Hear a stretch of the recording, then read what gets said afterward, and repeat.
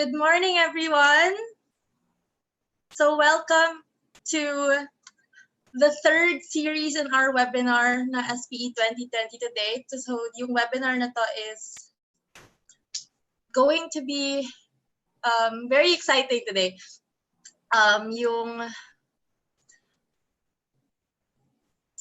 Sorry. So I'm Mitzi from Youth Advocates for Climate Action Philippines, and our organizers today are Center for Environmental Concerns. So isa silang NGO that helps communities address environmental challenges. Kalikasan People's Network for the Environment. So they're the Philippines Campaign Center for People-Oriented Environmental Activism. Ibon Foundation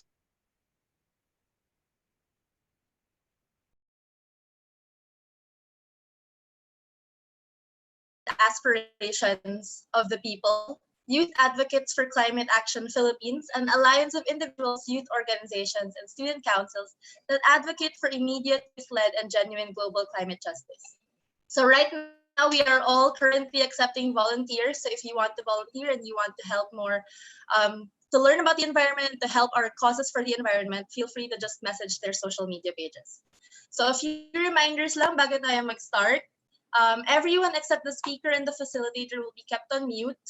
Questions can be aired real time through the Zoom chat and through the YouTube live chat comments. Secretariat will select unique or emblematic questions to be asked live by audience. Others with common themes will be consolidated and asked through the facilitator. Questions left unanswered will be gathered and sent to our speakers so they can answer at a later time for their convenience. We encourage everyone to have live conversations on social media as well. Use hashtags #SPE20 and #COVID-19PH. We can also get a few questions from there. Event organizers will also be regularly announcing through the Zoom chat and YouTube live comments some action points on ongoing important environmental campaigns that are just a click away. Please stay until the end of the webinar as we will have a Zoom conference photo op at the end. So to start off our webinar today, let us introduce the lecturer, Leon Dulcen, National Coordinator of the Kalikasan People's Network for the Environment. Good morning, Mitzi. Good morning, everyone. Hindi po lecturer, I will be the facilitator for the day. Opo. Magandang araw po sa ating lahat. Una, baka nagtataka kayo bakit kami naka blue something. Init-init summer, naka-blue scarf ako. Ito po ay panawagan today because today is the 50th anniversary of Earth Day at panawagan ng mga mamamayan ng Nueva Vizcaya ngayon na magsuot ng blue ribbon sa ating Facebook or Twitter profiles, Instagram. In real life, tulad namin, ako blue scarf, in solidarity with the ongoing People's Barricade against a large-scale mining project in Vizcaya. Still operating kahit na nasa gitna tayo ng krisis ng pandemya ng COVID-19. So the blue ribbon signifies the people's call na water, not gold. Importante ang tubig sa panahon ng pandemya para sa ating sanitation. Kaya sana ay ipatigil na yung operasyon ng minahan sa Nueva Vizcaya. So nakabarikada po sila ngayon at nakikiisa po tayo sa kanila sa paglaban sa mapanirang pagmimina na ito. So yun po ang rationale bakit kami nakaganito sa araw na ito. Ngayon po I will quickly discuss yung objectives ng ating webinar. This is the third in a series of 3 webinars that we have been holding. First webinar was about the zoonotic origins of COVID-19 and other pandemics and discussing the environmental protection needs para ma-prevent or ma-avert natin ang future pandemics and epidemics na nanggagaling sa ating kapaligiran. The second webinar was about risk governance in a time of COVID-19. Paano ba dapat nagpaplano at nagbabalangkas ng makinarya ang ating pamahalaan bilang primary duty bearer in times of crisis na nakabatay doon sa pag-assess who are most at risk and who are the most vulnerable sections of society that has to be responded to. At maliban doon ay tinignan na rin yung ilang entry points. What are the environmental risks surrounding the situation of people in confronting this pandemic. So full circle na po tayo ngayon in this third webinar because now we will be discussing the current state of the Philippine environment. So it will be a situationer on specific aspects of our environment that will be critical in this time of public health crisis. We will also look into particular challenges that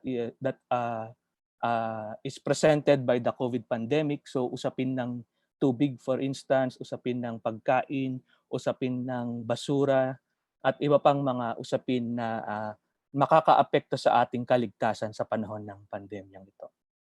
This webinar also serves as a launching of the latest version of the State of the Philippine Environment publication na regularly pinapublish ng Ibon Foundation, one of our co-organizers.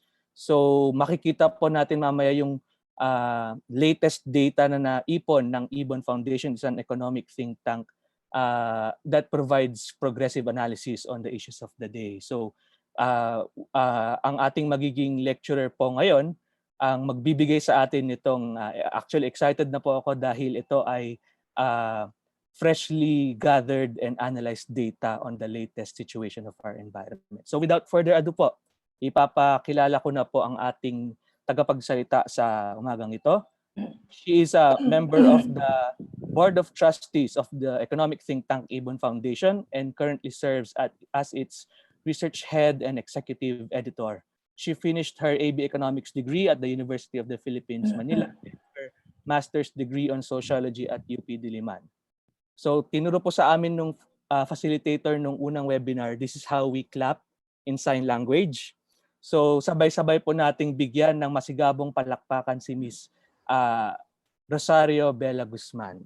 Magandang umaga po, Ma'am Rosby. Magandang umaga sa ating lahat. Siguro ano ko lang yung share, ano. Sige. Okay. First of all, no, una sa lahat, gusto ko kayong lahat batiin ng Happy Earth Day, no. This is the 50th year of Earth Day celebration. Sana magkaroon tayo ng meaningful commemoration of this day, April 22. Sabi nga ng Earth Day Network Philippines, this is not just a day, no, it is a movement. And indeed, it has grown over 50 years yung ating hindi lang pag-commemorate, kundi pagbigay tribute sa ating to our little planet. Yung 50 years na yon, marami na ring nangyari. For example, 2020 will also be the 28th year of the Earth Summit, no? Kung saan we increase the level of discussion from simply paying tribute to a planet, to the only planet na kilala natin, to a discussion of sustainable development. And because of that, today, no, not only civil society organizations, but also our respective governments and multilateral institutions and the general public have a deeper appreciation of the environment, which has been translated to vibrant struggles and, of course, huge social movements. I grabbed the photo on the internet, and this is March 2020 in Mumbai. Na yung mga bata, they went out to have this Earth Day walk, and how we miss, no, when we say it's not just a day, it's a movement. Of course, how we miss to be together. Sana magsama-sama tayo sa isang ganito ring klaseng gathering, and also to forward, no, our issues, not just about the earth, but of course about sustainable development nga. No? Yet today, after 50 years, we are confronted with the worst ecological crisis. No? So, meron tayong isang crisis. For example, if we're talking of Rio in 1992, it took Rio another 20 years, no, for the governments and stakeholders to have more focused political reforms na mailagay nila on the agenda. And another 3 years to formulate this as goals. And then, naging sustainable development goals yan.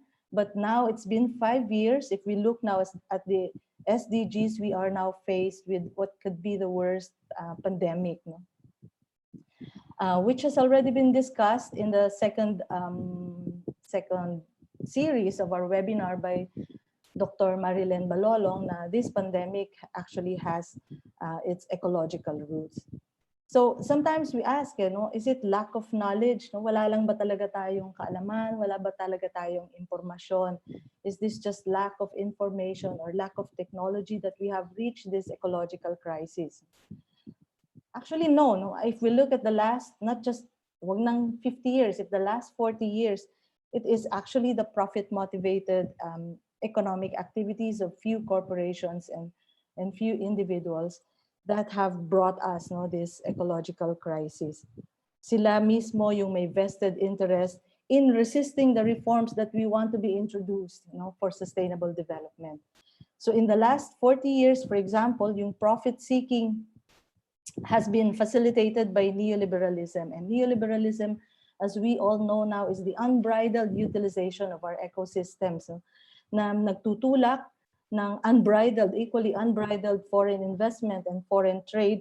At ito mismo, unfortunately, this neoliberalism took place simultaneously with our so-called sustainable development discourse. So habang tayo as civil society organizations are endeavoring na itaas yung usapin on sustainable development, it's the same 40 years din na itinaas din ng global capitalism ang policies ng neoliberalism.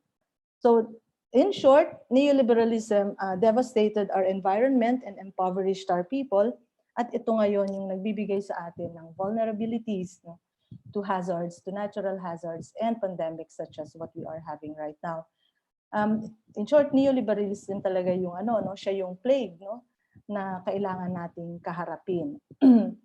So that's my I'm sorry to start with a happy note na yes, Earth Day ngayon, but we have a huge task at hand, and that is to confront the ecological crisis.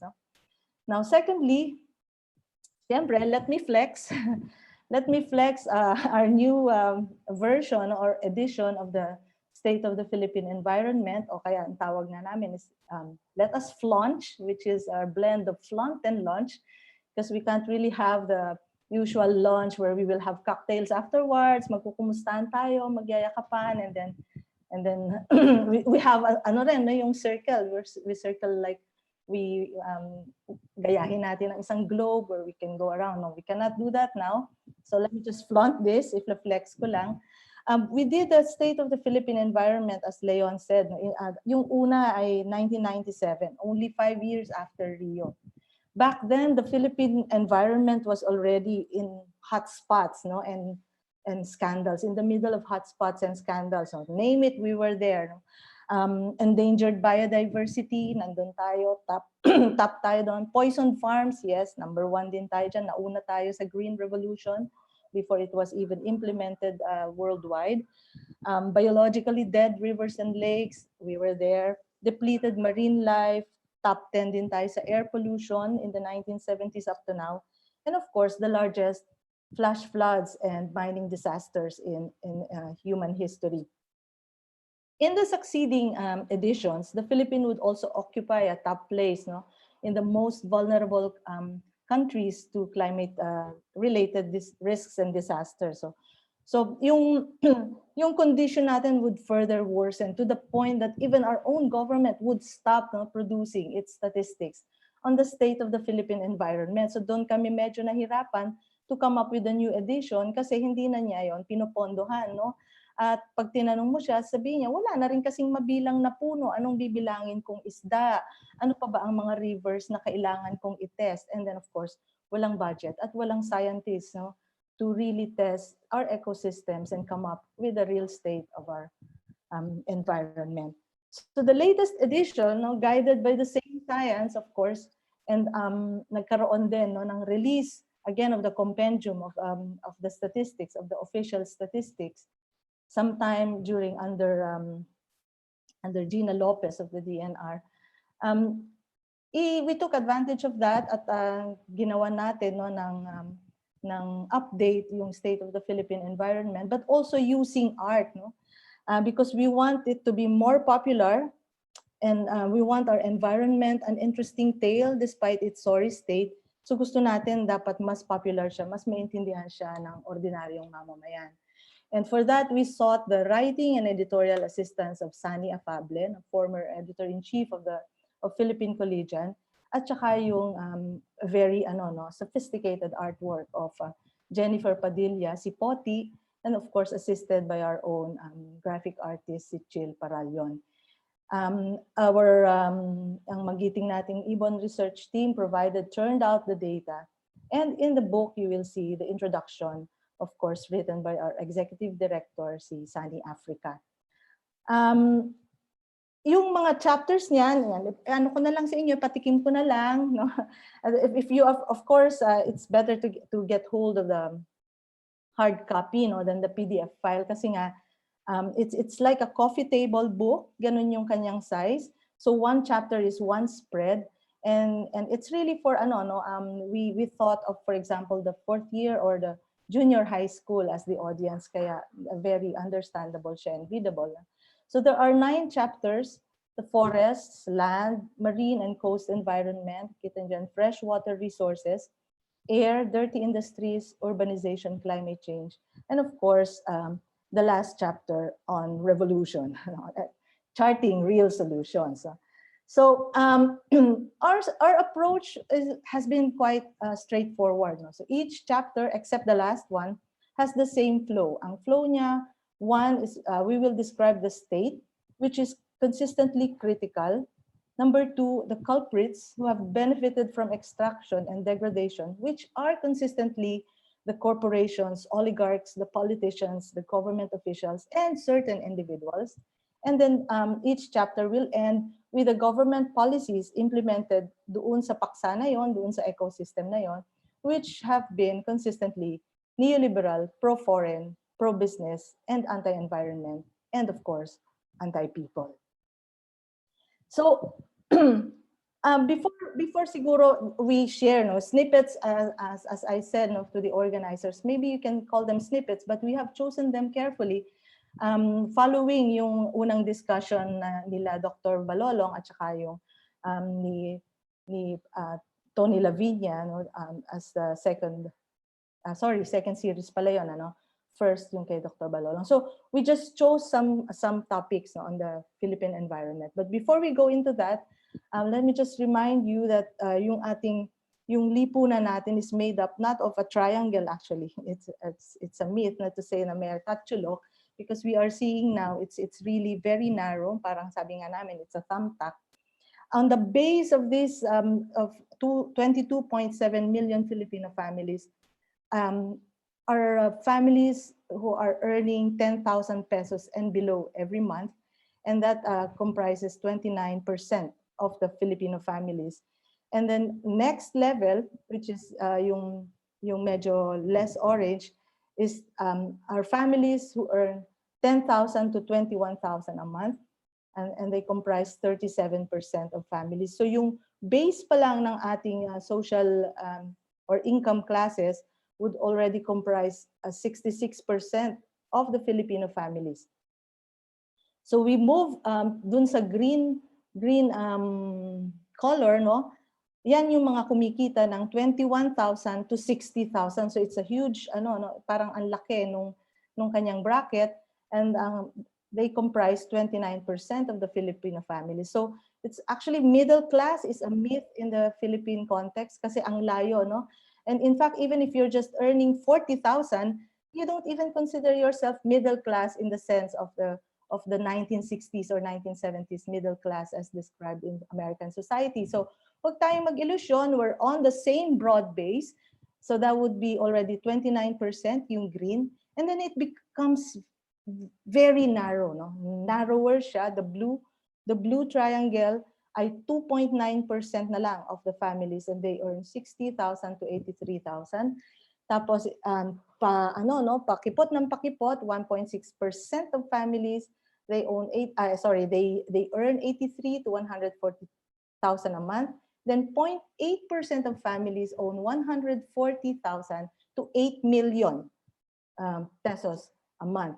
If we look at the left side, just to illustrate, may 0.6% of the population ay kumikita ng $100,000 to 1 million a month, samantalang 0.04% of the population, they earn over $1 million a month. Why am I saying this? No? Ito yung klase ng structure that is napakalapad no, ng ating wealth and income inequality. And the next slide will show us, this is the Forbes 500 2020, no, just released noong March. Ito lang, top 10 lang ito, top 10 richest Filipinos. They combined the wealth, the net worth of the C siblings, yung pamilyang C, and they land as number 1. But if you look now, because they have different businesses or separate business entities, the richest Filipino right now is actually Manny Villar and family. Then next would be Gokong Wei, pang-apat si Enrique Razon and Jaime Sobel de Ayala, Lucio Tan, Tony Tan Cactiong, Ramon Ang, and the T siblings and Andrew Tan. And I encourage you to go to the website and look for Forbes 500 March 2020. You'll see the top 50 Filipino billionaires and realize that there are even names there who weren't there 3 years or even last year or 2 years ago. For example, Dennis Uy, one of the president's cronies, is already on top 50. We are saying this because their wealth overwhelmingly comes from environmental destruction. They are into real estate, which involves large land use conversion, construction, retail trade, food and drinks, mostly trading, but there's also minimum manufacturing. They're also into ports development, which entails reclamation or even destruction of coastal environment. Manufacturing, which is for exports, which of course does not use green manufacturing or green technology. Power development, which is basically more on coal and energy. Water, which is privatizing the commons. Pharmaceuticals, hindi naman masyado doon sa paggawa talaga ng gamot. It's more on trade, more on overpricing drugs and medicines, but it's also on intellectual property rights of our own resources. No? Telecommunications, na nag-entail din ng natural resource plunder. Mining, of course, is very plunderous. And agriculture, which is not the smallholder agriculture, but the industrial plantations and corporate agriculture. So yun, no? So now we go into, as I said, I can maybe give 4 parang tanaw no, doon sa libro that is related to what has been discussed as the ecological roots. No? Yung una ay yung deforestation and land use changes. So I don't have to go into how deforestation has actually increased yung pandemics. No? Sa Pilipinas, ang ating forest cover ay 7 million hectares na lang, which is just less than 24% of our land area.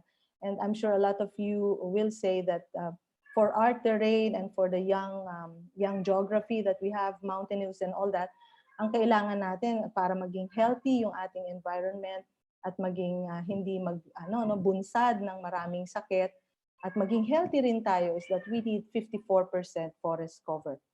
But we now just have 23.3% forest cover. If you look at our land or soil quality, 70.5% of our land is severely degraded, 16.6% moderately degraded, tapos merong 3.2% na very severe. No? Ito ay syempre dulot ng kanyang geographical geologic characteristics, but we all, as I've said in the beginning, the Philippines was the first to implement green revolution and the use of inorganic chemicals on our farms. At yun din kasi yung naging dahilan why we had to clear some forests because the Philippine government embarked on this kumbaga ay input dependent na mga varieties for our agriculture.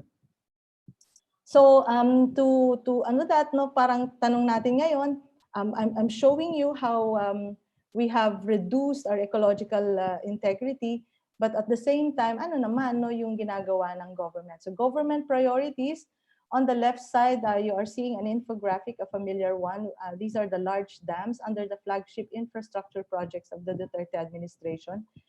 Isa-isahin ko lang, that would be Ilocos Norte Irrigation Project, which is a Chinese Official Development Assistance or ODA. Tapos Tarlac, Balog-Balog, yan ay galing sa budget. GAA yan. Kaliwa, Low Dam, which is a Chinese ODA. Halaur Dam, Iloilo, which is a South Korean ODA. Gregorio del Pilar, impounding project sa Ilocos Sur, from China rin yan. Tumawini River Multipurpose Project, Isabela, Chinese ODA rin yan. And then, walang data available on the amount, ang Ipo Dam, Bulacan, Chinese ODA. And of course, Panay River Basin, which is another Chinese ODA. The picture on the right is not Philippines, it's Kalimantan, but that's what happens when you clear the forest for oil palm plantations. And in the Philippines, yung government natin has this target of 1 million hectares for oil palm plantations from 2014 to 2023, and about 98% of that land area ay nasa Mindanao. So, para lang i-wrap up no, dun sa ating discussion on deforestation, the government priorities would further no, yung ating land use changes and deforestation. And that would include yung land use conversion para sa real estate and infrastructure development. For example, like large dams, no, yun yung kanyang hilig no, na infrastructure. Then, of course, our government is going into industrial plantations at tuloy-tuloy pa rin yung kanyang agribusiness ventures agreements under the Department of Agriculture. And the DAR is also promoting na instead of going into land reform, you might as well go into cooperativized agribusiness venture agreements. No? I would just like to say na yung 1 and 2 as priority policy or priority legislation din na nakabinbin ngayon is the land use policy, which will now focus on less agricultural land, but more real estate and more mining lands. At they will reclassify no, yung buong land ng Pilipinas so that most of the land can now be offered for private exploitation. Number 3 is the use of hybrid, the continued use and promotion of hybrid and genetically modified crops. Kasi ang ating naman pagdating sa pagkain is of course import liberalization. Now, if you still want to plant your own food, then you must use yung mga fast yield or high yield varieties or even genetically modified. And fourth, which brings me to my next discussion, will be large scale mining.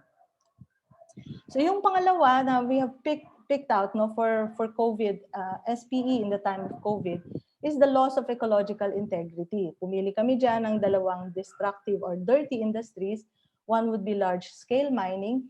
The mining process, I quote from the book, is always equated with environmental destruction. No?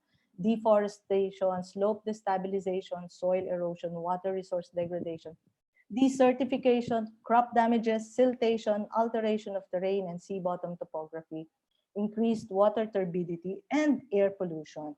Ang problema sa atin is we are liberalized to large-scale foreign mining, as I've already mentioned, that uses cheap mining methods. Kasi yung mining methods ng mga dumadating na dayuhan, niligwak na, isinuka na sila ng mamamayan nila, ay ililipat naman nila sa atin. No? At dito ngayon ay nasusubukan din yung ating mga mamamayan na kung saan nga ay binabanggit kahit siguro may social distancing ay ipinagpapatuloy no? Yung barikada sa mga ganong klaseng pagsasamantala or plunder, no? Ito, share ko lang the top 5 nickel mining corporations would be Taganito, Nickel Project, Rio Tuba, Cagdianao, Platinum, at saka CTP Construction no, sa Adlay Nickel Project. Yung top 5 ay yung sa Masbate Gold Project, si Oceana Gold nga, si Didipio, Copper Gold Project, Mindanao Mineral Processing and Refining, si COO Gold Project, at si Runruno, FCF ang korporasyon niyan, and Apex, may cooperation si Apex Mining Company. Binabanggit natin sila because they have not just been given all the incentives no, so they can operate. In fact, Oceana holds an FTAA na ini-insist niya that has to be renewed. Binabanggit natin sila not because of that, but also because of all the violations that they've made, not just constitutionally, kundi yung violations nila sa ating environmental rights and even sa ating human rights. The next dirty industry na gusto nating banggitin, which has contributed to our loss of ecological integrity, ay yung energy. No? 11 of the 49 currently committed power projects are coal-fired power plants, but they account for the huge percentage of the combined rated capacity. Coal is the dirtiest fossil fuel, and it is a major source of air pollution. Pagdating naman, okay, and yung picture if you're seeing that picture, this is in Batangas City, na despite yung protest ng mamamayan na wag ituloy yung yung coal-fired power plant dyan, because it will involve clearing, not just yung pagtayo mismo ng plant, kundi i-clear din at sisirain yung ecosystem. The LGU approved the plant. Yung graph naman sa baba will show you that the power generation by source of the Philippines, it's overwhelmingly coal right now. Susunod dyan yung natural gas. Then of course, the government is relying on geothermal, but again, it's also cannot use genuinely renewable methodology or method doon sa pagkuha ng geothermal power. And of course, hydro here is about using large dams. No? Hindi siya yung talagang sinasabi nila. Nilagay kasi nila yung hydro sa renewable energy. But there are currently 21 hydroelectric power projects at ang gamit niyan ay large impoundments. And of course, iniiba niya yung face ng ecosystem at dinidisplace niya yung communities. Okay, the third, sorry. Ay, ako yun.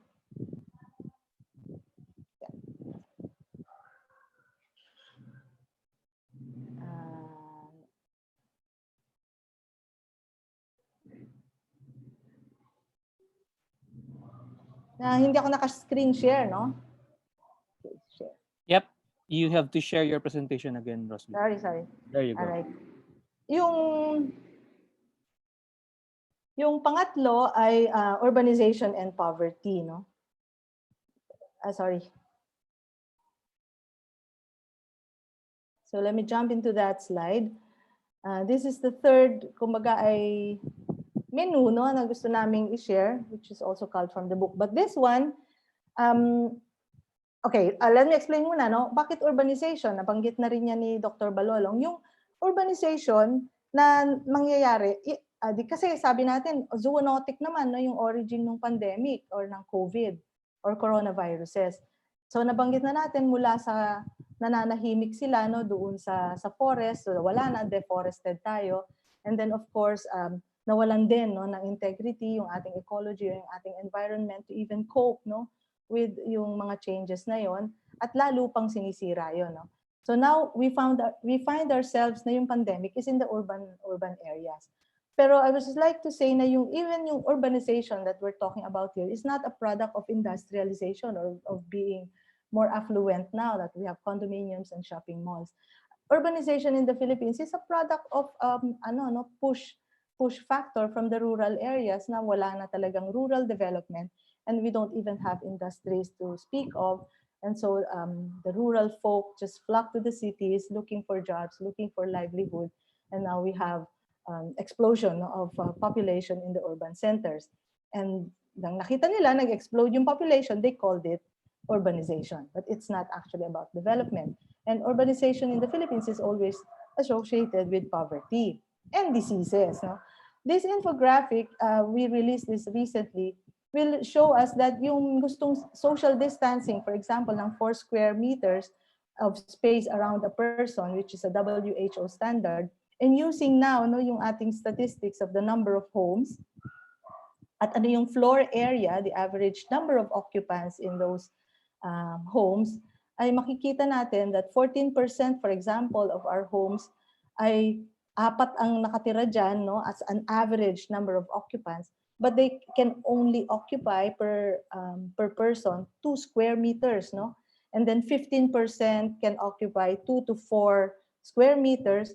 Tapos there's another 39.8% or about 40% na ang kanilang bahay ay maybe 20 to 49 square meters, and they're occupying 5 to 11 square meters sa average number na 5. What we're saying here is yung sobrang cramped na nung ating Metro Manila homes and population ay talagang napaka-imposible to even practice physical distancing na gustong maging containment, na virus containment measure. Actually, yung 1 in 4 Metro Manila residents is an informal settler. And the informal settlers are 51% of them are in danger areas, 25% are privately owned areas, 18% ang nasa government lands, at 6% ay nasa iba pa. No? We're not even counting here yung homeless. Nasa ngayon ay problema talaga tayo, no, doon sa kasabihang stay at home. No? So I'm sharing you some aspects of our urbanization and poverty. For example, dito sinasabi natin na in urban areas, 1 in 4 families ay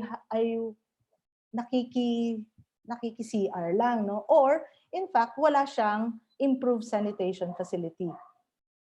Sa kabilang naman side of the slide ay yung ways ay tinawag na tayong the worst traffic on earth, because when you look at our mass transport system, it's really a complete mess. Walang connected, no? Not even the stations, not even the methods or the modes of transportation. Then only 22% of the local government units have access to sanitary landfills. So this is an indicator of gusto natin mag-sanitary landfills, pero ang konti naman pala ang meron, no? Ayaw na natin ng open dumping. And then the Philippines has 3rd highest incidence of deaths related to outdoor air pollution. And only a little over half of the number of families have water piped into their dwellings in the urban centers, while 24% still source water from protected wells. So, ganun yung itsura ng ating urban centers, no, na ngayon ay ila-lockdown mo, at ganun din ang itsura niya bago pa tayo magka-pandemic, at hindi na rin katakataka na hindi natin kayang mag-cope, no, sa mga sakit or kahit man lang sa epidemya, at hindi na rin katakataka na ngayon ay hindi rin natin, kumbaga hindi maiwasan, no, na lumabas o humanap ng livelihood, o kaya naman ay yun, no? So we're just cramped there. Okay, ano yung government priorities if we look at how do we deal, no, with urbanization and poverty bilang isang ecosystem na nagbigay sa atin ng vulnerability, no, to hazards and pandemics. As I mentioned already, yung real estate development, national land use policy that favors infrastructure development. It's also a matter of government priority para magawa niya yung mga una kong binanggit is of course demolitions of slums and the urban poor. Priority rin niya to reclaim Manila Bay para mapasama ito sa real estate development, which would entail not just yung pagsira, no, ng ecosystem ng bay, but also the displacement of people and people's livelihoods, and the liberalization and privatization of public utilities. So ganun pa rin, no? It's the same neoliberal policies that have devastated us and our environment. Okay, which brings me to the 4th, no, and I think the last kumbaga bungkos or group of issues na pwede nating talakayin sa COVID. Yung isa binanggit na rin in our previous webinars na yung climate change nakadagdag talaga siya doon sa vulnerability natin. And I don't have to overemphasize that. Of course, the climate change discourse needs another webinar or seminar on na mapag-usapan natin siya. But there is also this discussion on justice that sometimes we say na bakit ganon, wala naman tayong contribution, no, doon sa climate change, pero tayo yung nagsasuffer. But this infographic, let me just remind ourselves na yung greenhouse gas emissions mismo ng Philippines ay tumaas, no, from in the last 10 years, at ito ay dulot pa mismo ng coal. So you are seeing here 2007 yung oil tumaas din no, ng GHG emissions from oil, pinakamataas ang from coal at saka syempre from gas. And the last slide, and speaking of climate justice, this is the latest climate change risk index na nilabas ng German Institute, and we are number 5 among the countries na most affected by climate disasters doon sa period na 1998 to 2017. And here we are seeing that yung Pilipinas ay may score na kumbaga nandun siya sa mga vulnerable countries that are already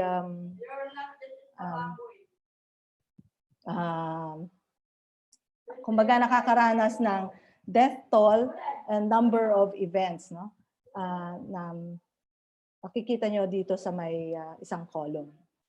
So with that, ending with that, ibig sabihin yung Pilipinas nandun talaga siya sa gitna ng vulnerability, and right now nakita na nga natin sa Southeast Asia, number 2 na tayo sa COVID cases, next to Indonesia, but Indonesia is also bad-mouthing us para tayo yung mag-number 1 or things like that on propaganda machinery, na sinasabi na okay, the Philippines is already, kumbaga wala siyang nagawa.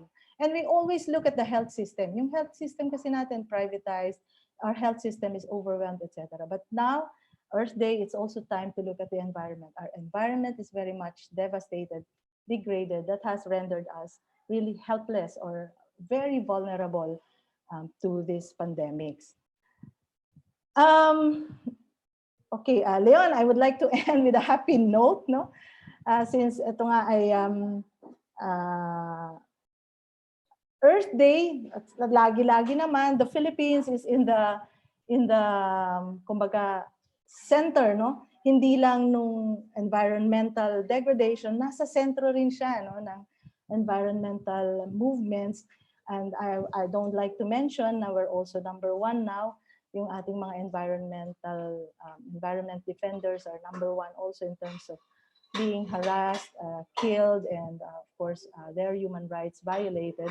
But with a happy note, I would just like to say na the Philippine social movement doon sa ating the Philippine environment movement has contributed much to the discourse of social development, of sustainable development, at ipagpatuloy natin yun. Yun lang. Maraming salamat.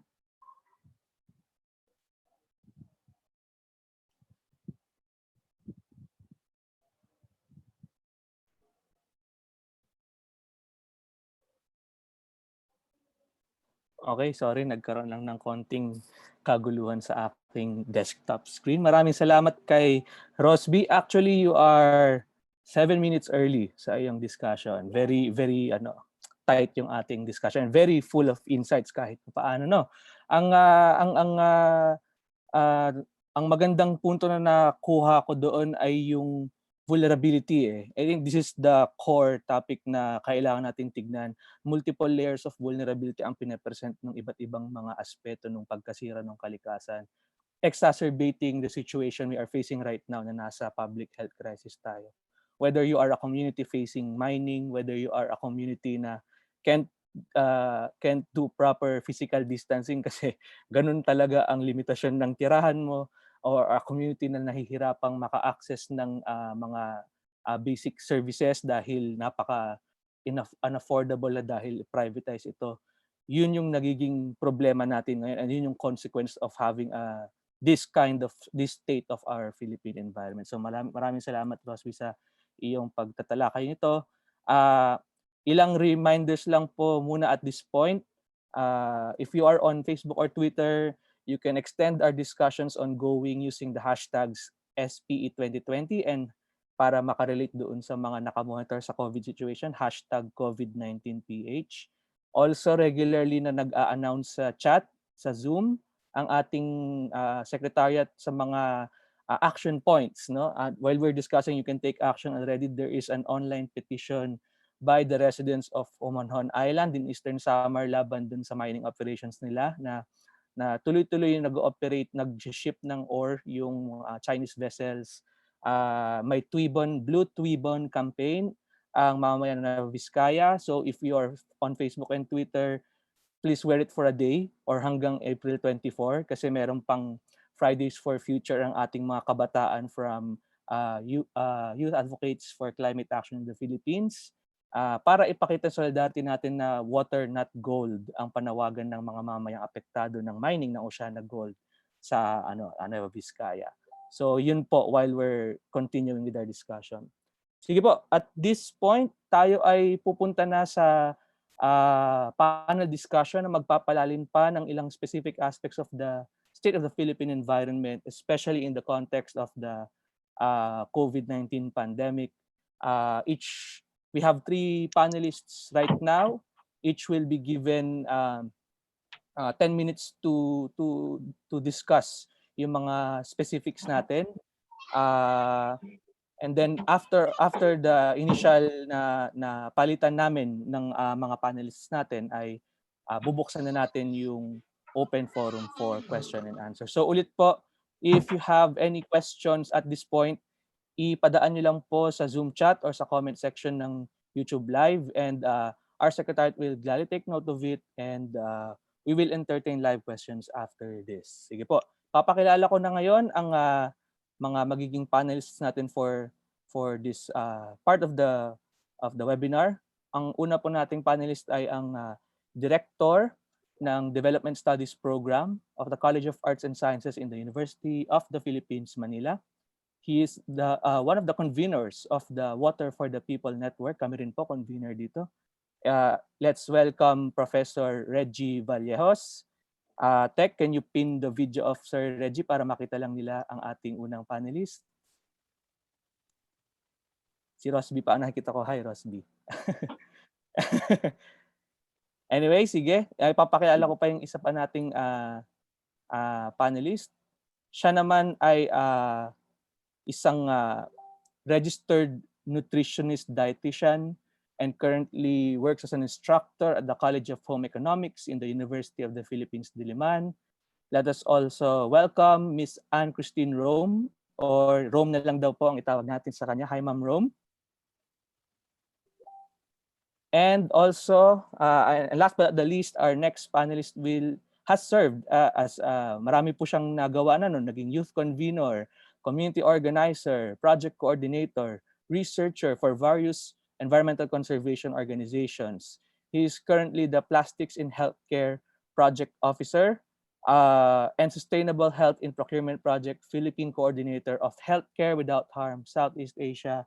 Let's also welcome Mr. Paeng Lopez. Sir Paeng, morning po. Sige po, kanina nakita natin na ang isang malaking problema yung usapin nga ng how can the most marginalized and vulnerable communities follow yung mga guidelines for sanitation, follow the guidelines for physical distancing. It's a challenge especially for urban communities, and urban communities po ay isa breeding ground for contagion talaga, no? But as we see dun sa presentation, as we saw in the presentation of Rosby, the trend of deforestation in our watersheds, no, the privatization of our water resources through big dams, mining expansion, also causing pollution in our water systems, no, water or the lack of it is becoming a problem. So ang unang question ko siguro to start the discussion with our panelists is to Professor Reggie, na ano tingin ninyo ang main barriers na hinaharap ng mga vulnerable at ng mga marginalized na mga komunidad, especially the urban poor, no, to accessing adequate and clean water during this time? Dahil sabi nga, half of the solution ay tubig soap and water, no?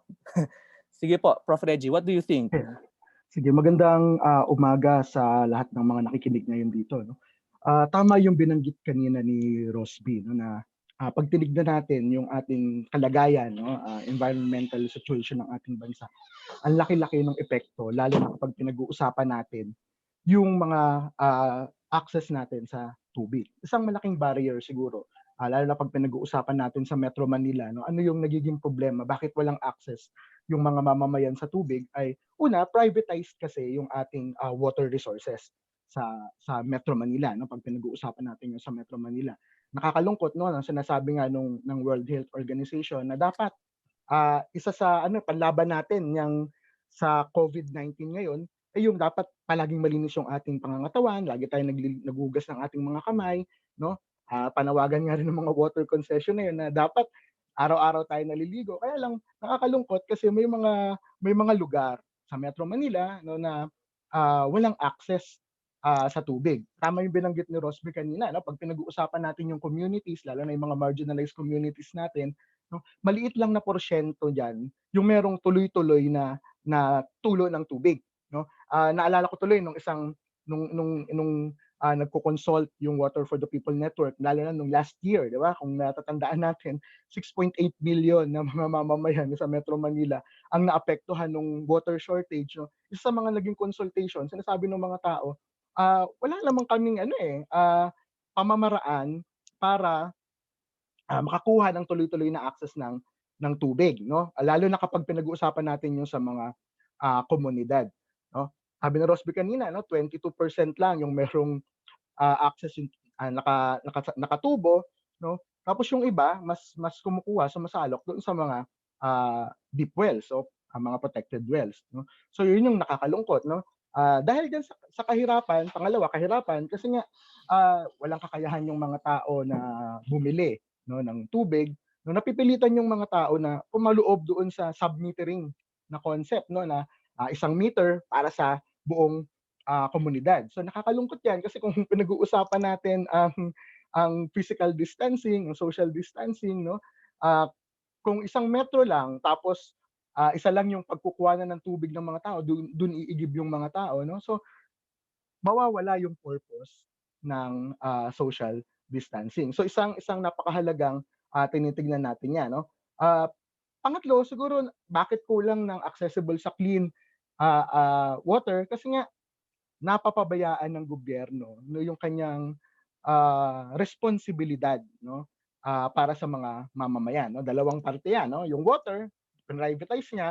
Pangalawa, yung sanitation facilities, no, mukhang nakakalimutan ng gobyerno natin ngayon 'yan, no. Kaya nga palaging panawagan natin bakit ang tugon ng pamahalaan ay aksyong militar sa halip na yung aksyong pangkalusugan sa nangyayari ngayon sa COVID. Ngayon lang natin nakikita na matagal ng panawagan nga, no, tama nga si Rosby, no, nung pumutok nung nagkaroon ng social development ng sustainable development goals, no, isa sa mga target, no, yung number 6 goal, yung water and sanitation, na sana mga komunidad, no, ay magkaroon ng access sa tubig at sanitation facilities. Ngayon nakikita natin, no, yung action ng government at ng ibang mga local government units, no, na maglagay ng mga hand washing station sa mga palengke, no, maglagay ng mga hand washing station sa mga public places. Ngayon na lang natin 'yan nakikita, no. Kumbaga parang pag tinignan natin sa mga susunod na panahon, ang new normal dapat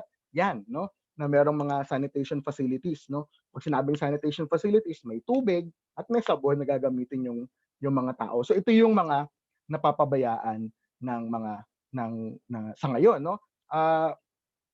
Nakakalungkot, no? Sabi nga kanina, bad economics, no? Neoliberal policies, no? Tapos yung poor infrastructure, tsaka yung investment mismo ng government diyan sa mga water and sanitation facilities na 'yan, no? Sa buong mundo, kahit siguro sa Pilipinas, pag tinignan natin, no, isa sa bawat 4 na healthcare facilities walang access sa tubig, no? Lalo na siguro sa mga probinsya, no? Pag tinignan natin, mukhang napakahirap nung mga access sa tubig, no? Tapos pag tinitingnan natin 'yan sa panahon ng pandemic, sa panahon ng crisis last year, 'di ba, nung nagkaroon ng water crisis, no, ang mga naapektuhan talaga yung mga kababaihan, no, yung mga asawa at mga anak na babae dahil sila yung naiiwan sa bahay para mag-igib. Ngayon din gano'n din yung nangyayari, no, maapektuhan din talaga yung mga mamamayan lalo na kapag walang access sa tubig. Okay, Prof, bakit kaya, why is it difficult for government to to prioritize subsidizing yung mga water and sanitation facilities, or in the case nga na private na talaga ang nagmamay-ari o ang may controlling interest doon sa ating utilities, why is it difficult for them to ensure yung universal access ng mamamayan dito? And then what can people do to hold government and water concessionaires accountable? Actually, poor prioritization yan, eh, no? Pag tinignan natin yung medium-term Philippine Development Plan ng gobyerno ngayon, no? Pag tinignan natin, nasaan yung clean water and accessible water and clean and sanitation facilities? Wala, nasa pinakadulo, no? Tapos nakalagay doon, no, kailangan infrastructure facilities pa yung gawin ng pamahalaan, no? So, pag tinignan natin yan, kulang ang investment ng pamahalaan. Hindi niya yan napaprioritize sa ngayon, no? Pangalawa, dahil nakikita ng gobyerno, no, kaya nga isa sa mga nire-review natin, sinasabi natin na dapat bawiin yung privatization, no? Kasi task naman talaga yan ng gobyerno, no? Government dapat yung magpo-provide ng clean and accessible water sa mga mamamayan. Ngayon, kung ipa-privatize mo yan, no? History na yung nagsasabi, no? Mula nung na-privatize yung ating water services, no, tumataas yung binabayaran ng mga mamamayan, no? So dahil tumataas yung binabayaran ng mga mamamayan, no, nagiging limitado yung may access doon sa tubig. So maganda ang gawin ng mga sa atin ngayon, no, para sa mga advocates, no, ng water for the people, no, isa sa mga magandang tinitignan namin, no, na magkaroon ng tuloy-tuloy na kampanya, no, para una yan, no, mabawi yung privatization ng mga water resources. Pangalawa, mabigay doon sa mga mamamayan yung control ng resources na yan, no? Kasi nga sa ngayon, walang control ng mamamayan. So kapag may mga ganitong katulad na pandemic na ganito, no, umaasa yung mamamayan sa kabutihang palad ng mga private water concessionaires, no? So ngayon, sinasabi nga ng government, dahil nga sinigurado ng government na dapat tuloy-tuloy yung access sa tubig, no? So dapat yung mga mamamayan hindi nawawalan ng tubig. So yung mga water concessionaires, no, nag-agree naman sila diyan, no? Kaya lang, no, para sa atin, no, mahalaga pa rin, no, una, i-account, no, dapat magkaroon ng efficient water supply. I-account nung gobyerno, no, sa tulong ng gobyerno, yung mga lugar na wala talagang access sa tubig, no? Kasi nga hindi yan nababalita ngayon, no? Ang mga nababalita, sino yung pumupunta sa palengke, sino yung mga pasaway, no? Pero pag tinignan natin, nakakatakot kasi pag nag-spread yung virus sa mga communities, no, lalo na kapag walang access sa tubig, no, mabilis yung pagkalat ng virus. So kailangan makita yan, no, yung mga problematic water connections, no. Pangalawa, makita din, no, para doon sa efficient water supply, makita din ng mga water concessionaires at ng gobyerno, sino ba talaga yung kailangan mong padalhan ng tubig? Wala rin nababalitang ganyan, eh. 'Di ba? Kasi may mga komunidad talaga na walang access sa tubig. Halimbawa, etong last kahapon, 'di ba, binabalita sa Sampaloc, yung pag tinignan mo yun, ang laki-laki ng mga communities doon na nakatira doon sa gilid ng lansangan, walang access yan sa tubig. So kailangang ma-provide ng tubig. Pangalawa, dapat safe yung water supply. No? Kaya nga palaging challenge palagi, no, lalo na sa mga kakilala ko. Sino ba ang umiinom ng direkta sa tap? Ako Diba? minsan. Minsan, no? Kaya lang sinasabi nga nila minsan parang may ibang lasa, pero yan dapat yan, maging safe yung tubig, no? Tapos dapat tuloy-tuloy yung water supply. Lalo na sa panahon ngayon, no? Kung magiging new normal yan, mas kailangan ng government na mag-invest sa mga sanitation facilities, water supply facilities, no? Lalo na kapag sana, no, matapos yung lockdown, no? Magandang makita diyan siguro sa mga public places, may mga water and sanitation facilities, sa mga sakayan ng mga public transport, may water and sanitation facilities, sa mga palengke, may water and sanitation facilities. Ngayon lang natin nare-realize, di ba, na yung kahalagahan na dapat merong gripo sa labas ng bahay, no? Kasi nga dahil dito sa pandemic na to, no, yung mga tao bago ka pumasok sa loob ng bahay, kung galing ka sa labas, no, kailangan maglinis ka muna ng katawan. So ito yung dapat na nakikita ng gobyerno at nakikita ng mga mamamayan. Tuloy-tuloy yung laban natin para doon sa pagbawi ng privatization, no? Tuloy-tuloy din yung laban natin na makuha ng mga mamamayan yung control doon sa mga water resources. Maraming salamat, Prof. Reggie. Sige po, ang ating susunod naman na tatanungin ay may kaugnay naman sa pagkain dahil yung sa discussion ni Rosby kanina, various drivers of environmental destruction is already affecting our lands, is already affecting food security in our country. So lalo ngayon na importanteng usapin din yung pag-improve ng ating collective immune response laban sa COVID dahil wala pang vaccine. So ang susunod nating kakapanayamin ay si Rome ng College of Home Economics. As we have seen nga no na there are many problems doon sa access ng tao ngayon para sa healthy food para magkaroon sila ng sufficient nutrition requirements nila. Ano ang kailangan bang ma-ensure ng government na intervention para yung communities ay makatiyak na sapat ang nutrisyon nila sa panahon na ito na dangerous makakuha dahil sa ng infection from COVID?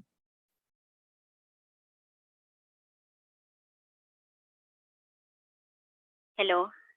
Hello, we can hear Ayan, you. malinaw. Apo, magandang umaga po sa lahat. Okay?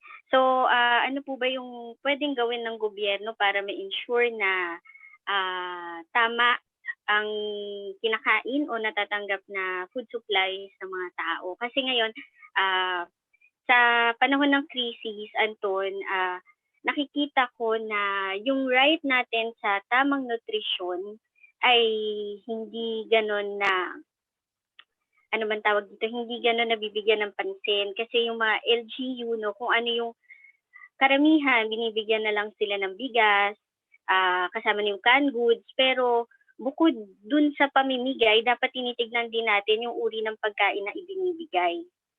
No? Kasi hindi lang siya basta-basta kape, juice, bigas, ganyan. Pero dapat tama pa rin yung ating nutrition requirement o nasasaklaw pa rin siya ng nutrition requirement. And that includes yung ating, bukod sa bigas, meron din sanang gulay at prutas na makakapagbigay sa atin ng vitamins and nutrients para ma-strengthen yung ating immune response, immunity. Hello? Okay. Oo. Ayun. So sa ngayon nakikita natin na yung nagpo-post sa social media, kulang-kulang yung mga, bukod sa laging late or hindi nga dumarating yung mga food assistance galing sa mga, mainly sa LGU naka-mandate, kulang-kulang din yung yung binibigay na food aid will not last for a week. Paano ba natin matitiyak na ano ang guidelines ng gobyerno na pwedeng sundin ng mga LGU para matiyak na yung food assistance ay sumasapat, at paano rin natin matitiyak na tawag dito, yung budget na inilalaan diyan ay sumasapat? Okay. Yung nagbigay ng suggestion or recommendation yung National Nutrition Council of the Philippines ng mga guidelines kung anong pwedeng isama doon sa kanilang food packs. Okay? So kasama doon yung bigas, karne, prutas, gulay, meron ding asukal at yung mantika na panluto. Ngayon, ang problema kasi is yung budget, no? Parang karamihan ng LGU na nababalita ay nagrereklamo doon sa kakulangan ng budget. No, kaya sila nagpa-prioritize na kunya halimbawa bigyan na lang sila ng canned goods. No, pero titingnan kasi natin hindi porket ito ay yung pasok sa budget, ito ay tama na. No? Dahil alam naman natin na yung mga natatamaan ng COVID ngayon ay yung mga merong lifestyle diseases o yung merong heart disease, diabetes, na nagmula yun sa pagkain ng mga hindi masusustansyang pagkain for a long period of time.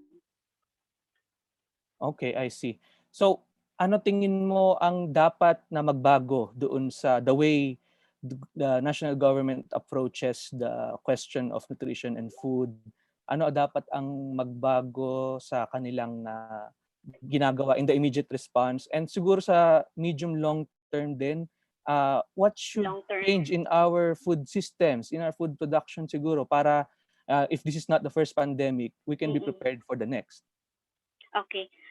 Unang-una, yung pwede nating baguhin ngayon is yung pabilisin yung access ng mga tao. Kasi alam naman natin yung ating mga perishable goods ay manggagaling sa probinsya. So kung mas mabilis yung transit, mas mabilis na mapapadala sa mga market, no? So mas mabilis yung accessibility. In long term naman, based kasi sa ating food balance sheet, no? Ang food balance sheet kasi yung comprehensive, it provides comprehensive picture ng food supply ng isang bansa for a certain year. So in 2018, naglabas yung Philippine Statistics Authority na nagpo-provide tayo ng about 2,400 calories kada tao. No, which is, kung titignan sa nutrition, sapat siya. Pero kung titignan natin kung saan nanggagaling yung energy na to, no, hindi siya tugma kung ano yung sinasabi ng ating siyensya, no? Doon sa ating calories, ang marami dito ay cereals, no? Tapos pag tinignan naman kung ano yung sources ng protein, makikita natin na sources ng protein, cereals pa din, which is hindi siya ganun ka-varied. So bukod sana sa production, sana tignan din ng gobyerno yung uri ng pagkain na ipinoproduce para sa kanyang mga citizen. At bukod dito, nakita rin kasi sa recent studies na hindi lahat ng household ay secure. Kahit nagpo-produce yung bansa ng tamang dami ng pagkain, hindi lahat ng pamilya ay nakaka-access dito, no? Dahil merong, again, wealth inequality na tinatawag natin. So kung magkakaroon ng changes on wealth inequality, mas matutulungan natin yung mga tao na magkaroon ng tamang nutrisyon. Okay, thank you Rome sa pag-enlighten sa ating lahat tungkol doon sa imperative of improving the community's overall nutrition in these trying times. Ang susunod naman na po, this is an important topic na for our next and last but not the least na panelist natin. Nasa emerging battlefield ng COVID naman po kasi ang usapin ng basura. In fact, they're saying the last wave of infections could come from our landfills, could come from our unregulated waste. Kaya ang susunod po nating itatanong ay kay Sir Paeng ng Healthcare Without Harm. Sir Paeng, meron ba tayong sapat na bilang ng mga tinatawag na treatment, storage, and disposal facilities sa Pilipinas para ma-handle yung dagsa ng inaasahan nating healthcare waste na ina-expect natin dito sa COVID pandemic na ito?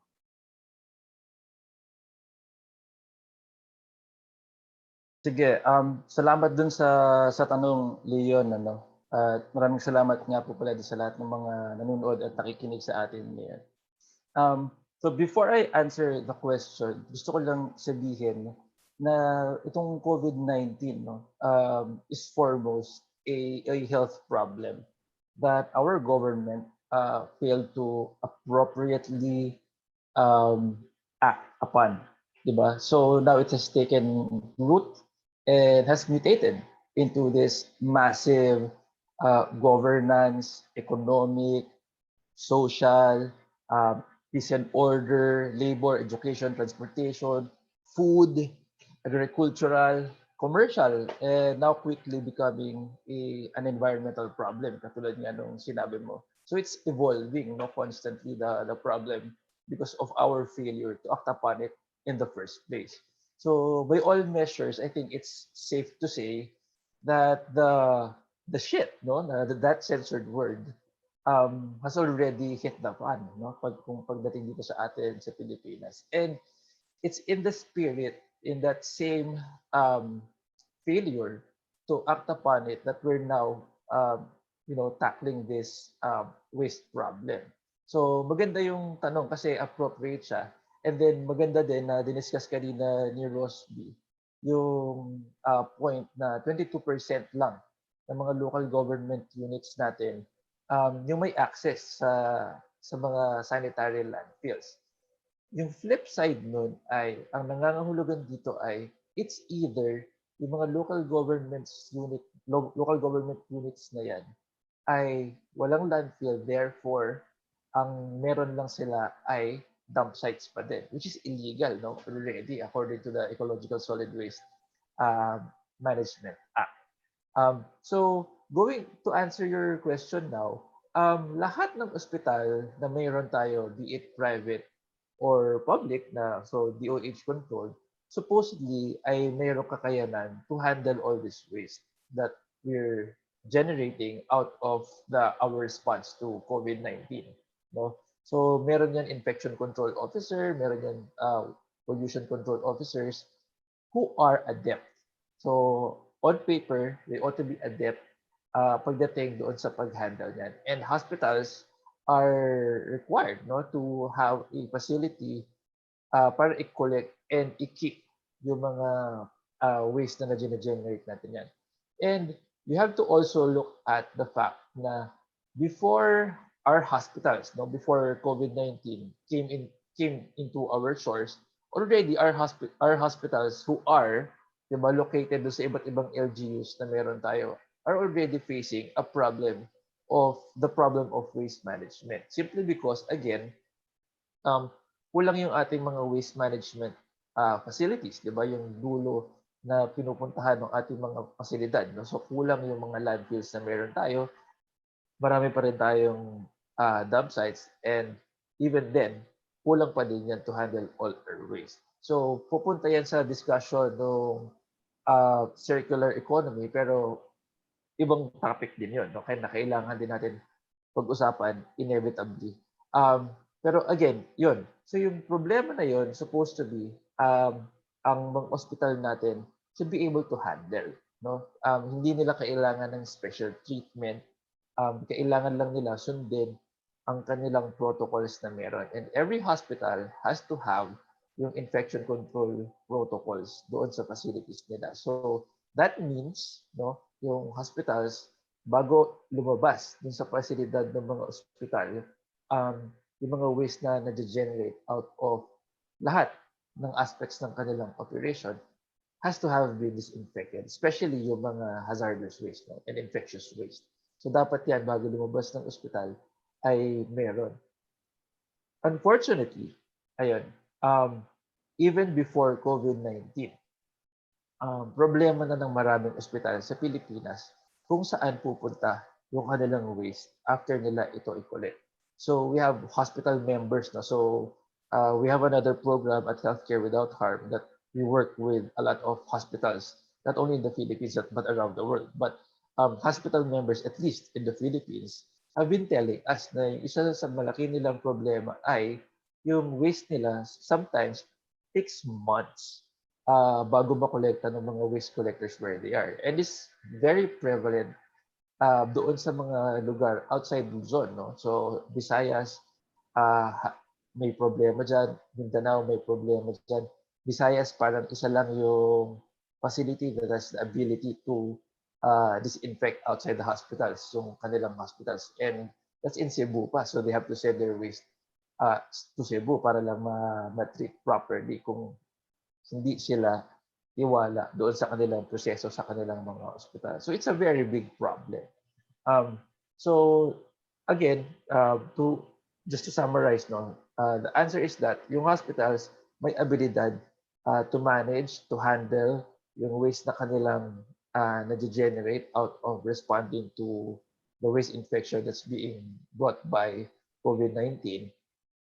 The bigger problem is after, no, paglalabas na ng ospital, itong mga waste na to, saan ito pupunta?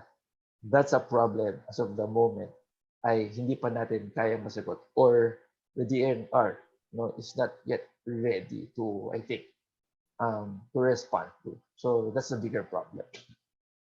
I think, Sir Paeng, isang problem din ay not only hospitals have an increased use of healthcare waste, even at the household level, syempre yung dagsa ng paggamit ng mga face masks, ng iba't ibang mga protective equipment ng mga pamilya, that finds its way into municipal waste, di ba? Na, hindi naman din ganun ka-widespread ang adoption ng mga households ng waste segregation, no? Specifically yung proper handling ng ng healthcare waste. And we have 44,000 tons of municipal waste every day sa buong Pilipinas. If that mixes into it, ano ang posibleng maging problema at paano kaya natin to i-address? Yeah, that's a good question. No? Again, gusto kong umatras lang doon sa maraming beses na nausapin na raise ito kasi. No?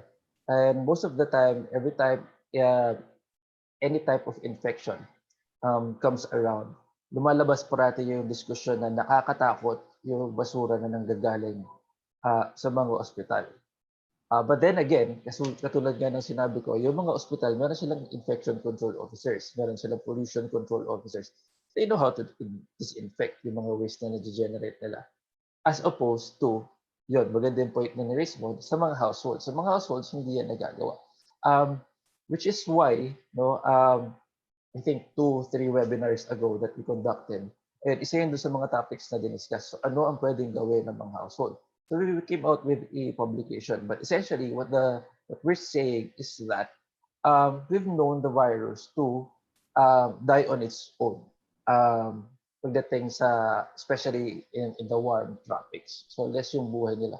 So ideally, yung nire-recommend namin is, especially para doon sa mga bahay na either walang access doon sa mga disinfectants or may takot sa disinfectants, katulad ko na hindi gumagamit ng disinfectants at all sa bahay except soap, no, and alcohol. For various health reasons. Pwede natin ilagay, no, ang recommendation namin ay ilagay yung mga waste na ating generate specifically, no. So ito yung mga protective equipment like mask or gloves, no. Ilagay natin ito sa isang lalagyan. Pagsamahin natin silang lahat sa isang lalagyan lang. So wag natin silang ihalo kung kaya sa iba pang mga wastes, no. And i-label natin properly. What for? So we do that para malaman na at least, di ba, for 3 days at least. Kung kaya mas matagal, mas maganda. Pero kung kaya na hindi muna natin siya ibigay doon sa mga waste collectors. So ibig sabihin doon sa mga kolektor ng basura na lumilibot sa ating mga pamayanan, i-delay muna natin at least 3 days. So that's according to WHO, that's sapat na panahon on paper para ma-disinfect or masigurado na namatay na yung virus na nandoon sa surfaces, if at all, kung meron, doon sa mga protective equipment na ginamit natin. And this recommendation also same goes to the hospitals as well. So apart from disinfecting yung kanilang ospital, ganoon din yung recommendation namin na kung kaya na hindi mo na i-delay or kung kaya na i-delay muna pala for at least 3 days bago siya papalabas ng ospital, mas maganda. Na nakakatawa yung mga response ng mga hospitals, no. Ang sinasabi nila actually for most hospitals and for most villages in the Philippines, longer than 3 days naman bago talaga makolekta. Yung iba months yung binibilang, yung iba weeks. Sige. Last question before we proceed to our Q&A with the audience, Sir Paeng. Recently, the ENR actually allowed the use of incinerator technologies, yun nga, to manage this surge of healthcare waste na nahihirapan din daw nga to segregate. Incinerator technologies have long been prohibited in the Philippines. Parang sa Asia, tayo lang yata yung natitirang may prohibition dito. Why is this a problem na nilift na ngayon yung prohibition, and what are our alternatives? Okay, so the effort to lift the incineration ban has been long underway. Hindi yan bago dahil nagkaroon ng COVID-19. So for as long as I've been working on waste, nandyan na yung efforts na yan from the DNR itself. Now, when we talk about COVID-19 waste, we're actually talking about two government agencies, yung DNR and DOH, who have the responsibility of managing them, diba? So on one hand, you have a government agency that are run by doctors. So these are people who took the Hippocratic oath, no? to do no harm. And on one hand, you have an agency who are merely run by hypocrites. Just kidding. No, but an agency that suffers from schizophrenia, diba? At the very least, no. Yung one hand nila, sila yung nagre-regulate ng mga projects that will be run, no, by corporations kagaya ng mining, etc. And on one hand, they also perform the same task na protektahan ng ating environment from the environmental effects, no, ng mga corporations that they help get approval to run, no. So yun yung problema dito dun sa DOH and DNR na connection. But again, going back, yung DNR, yung push na to na i-lift yung incineration ban has been there for the longest time. And we've been opposing that simply because we know that incineration is a sunset technology. No? Hindi na yan ginagamit sa ibang bansa. So the United States, no, since the 1990s, hindi na sila nag-construct ng mga bago incinerators. No? And pinapasa na ngayon yan ng ibang bansa dito sa Pilipinas kasi sa kanila bawal na yan, yung technology na yan.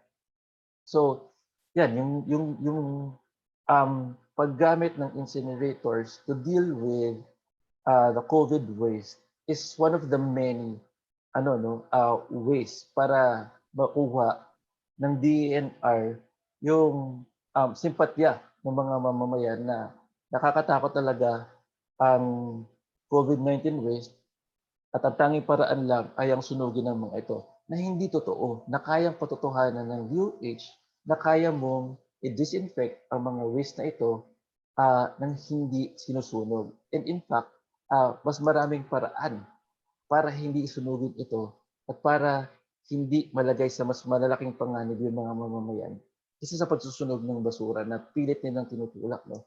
So, again, yung problema, yung health problem ng COVID ay pinapatungan pa ng mas malaking problema ng DNR, 'di ba? By pushing for waste incineration. Bakit? Kasi alam natin na katulad ng binanggit nga ni Rosby kanina about air pollution, waste incinerators is one of the many deadly, if not the deadliest source of pollutants na meron known to man.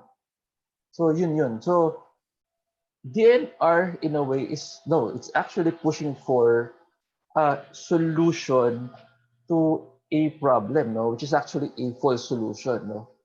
Simply because what they're pushing for would create another problem, another health problem for the very people na may expose sa mga emissions na manggagaling dito. So yun, kailangan talaga nating itulak or tanggihan, no, yung offer na ito na sunugin yung mga basura. Simply because ang daming pamamaraan para i-manage ito safely at na hindi pa tayo naglilikha ng mas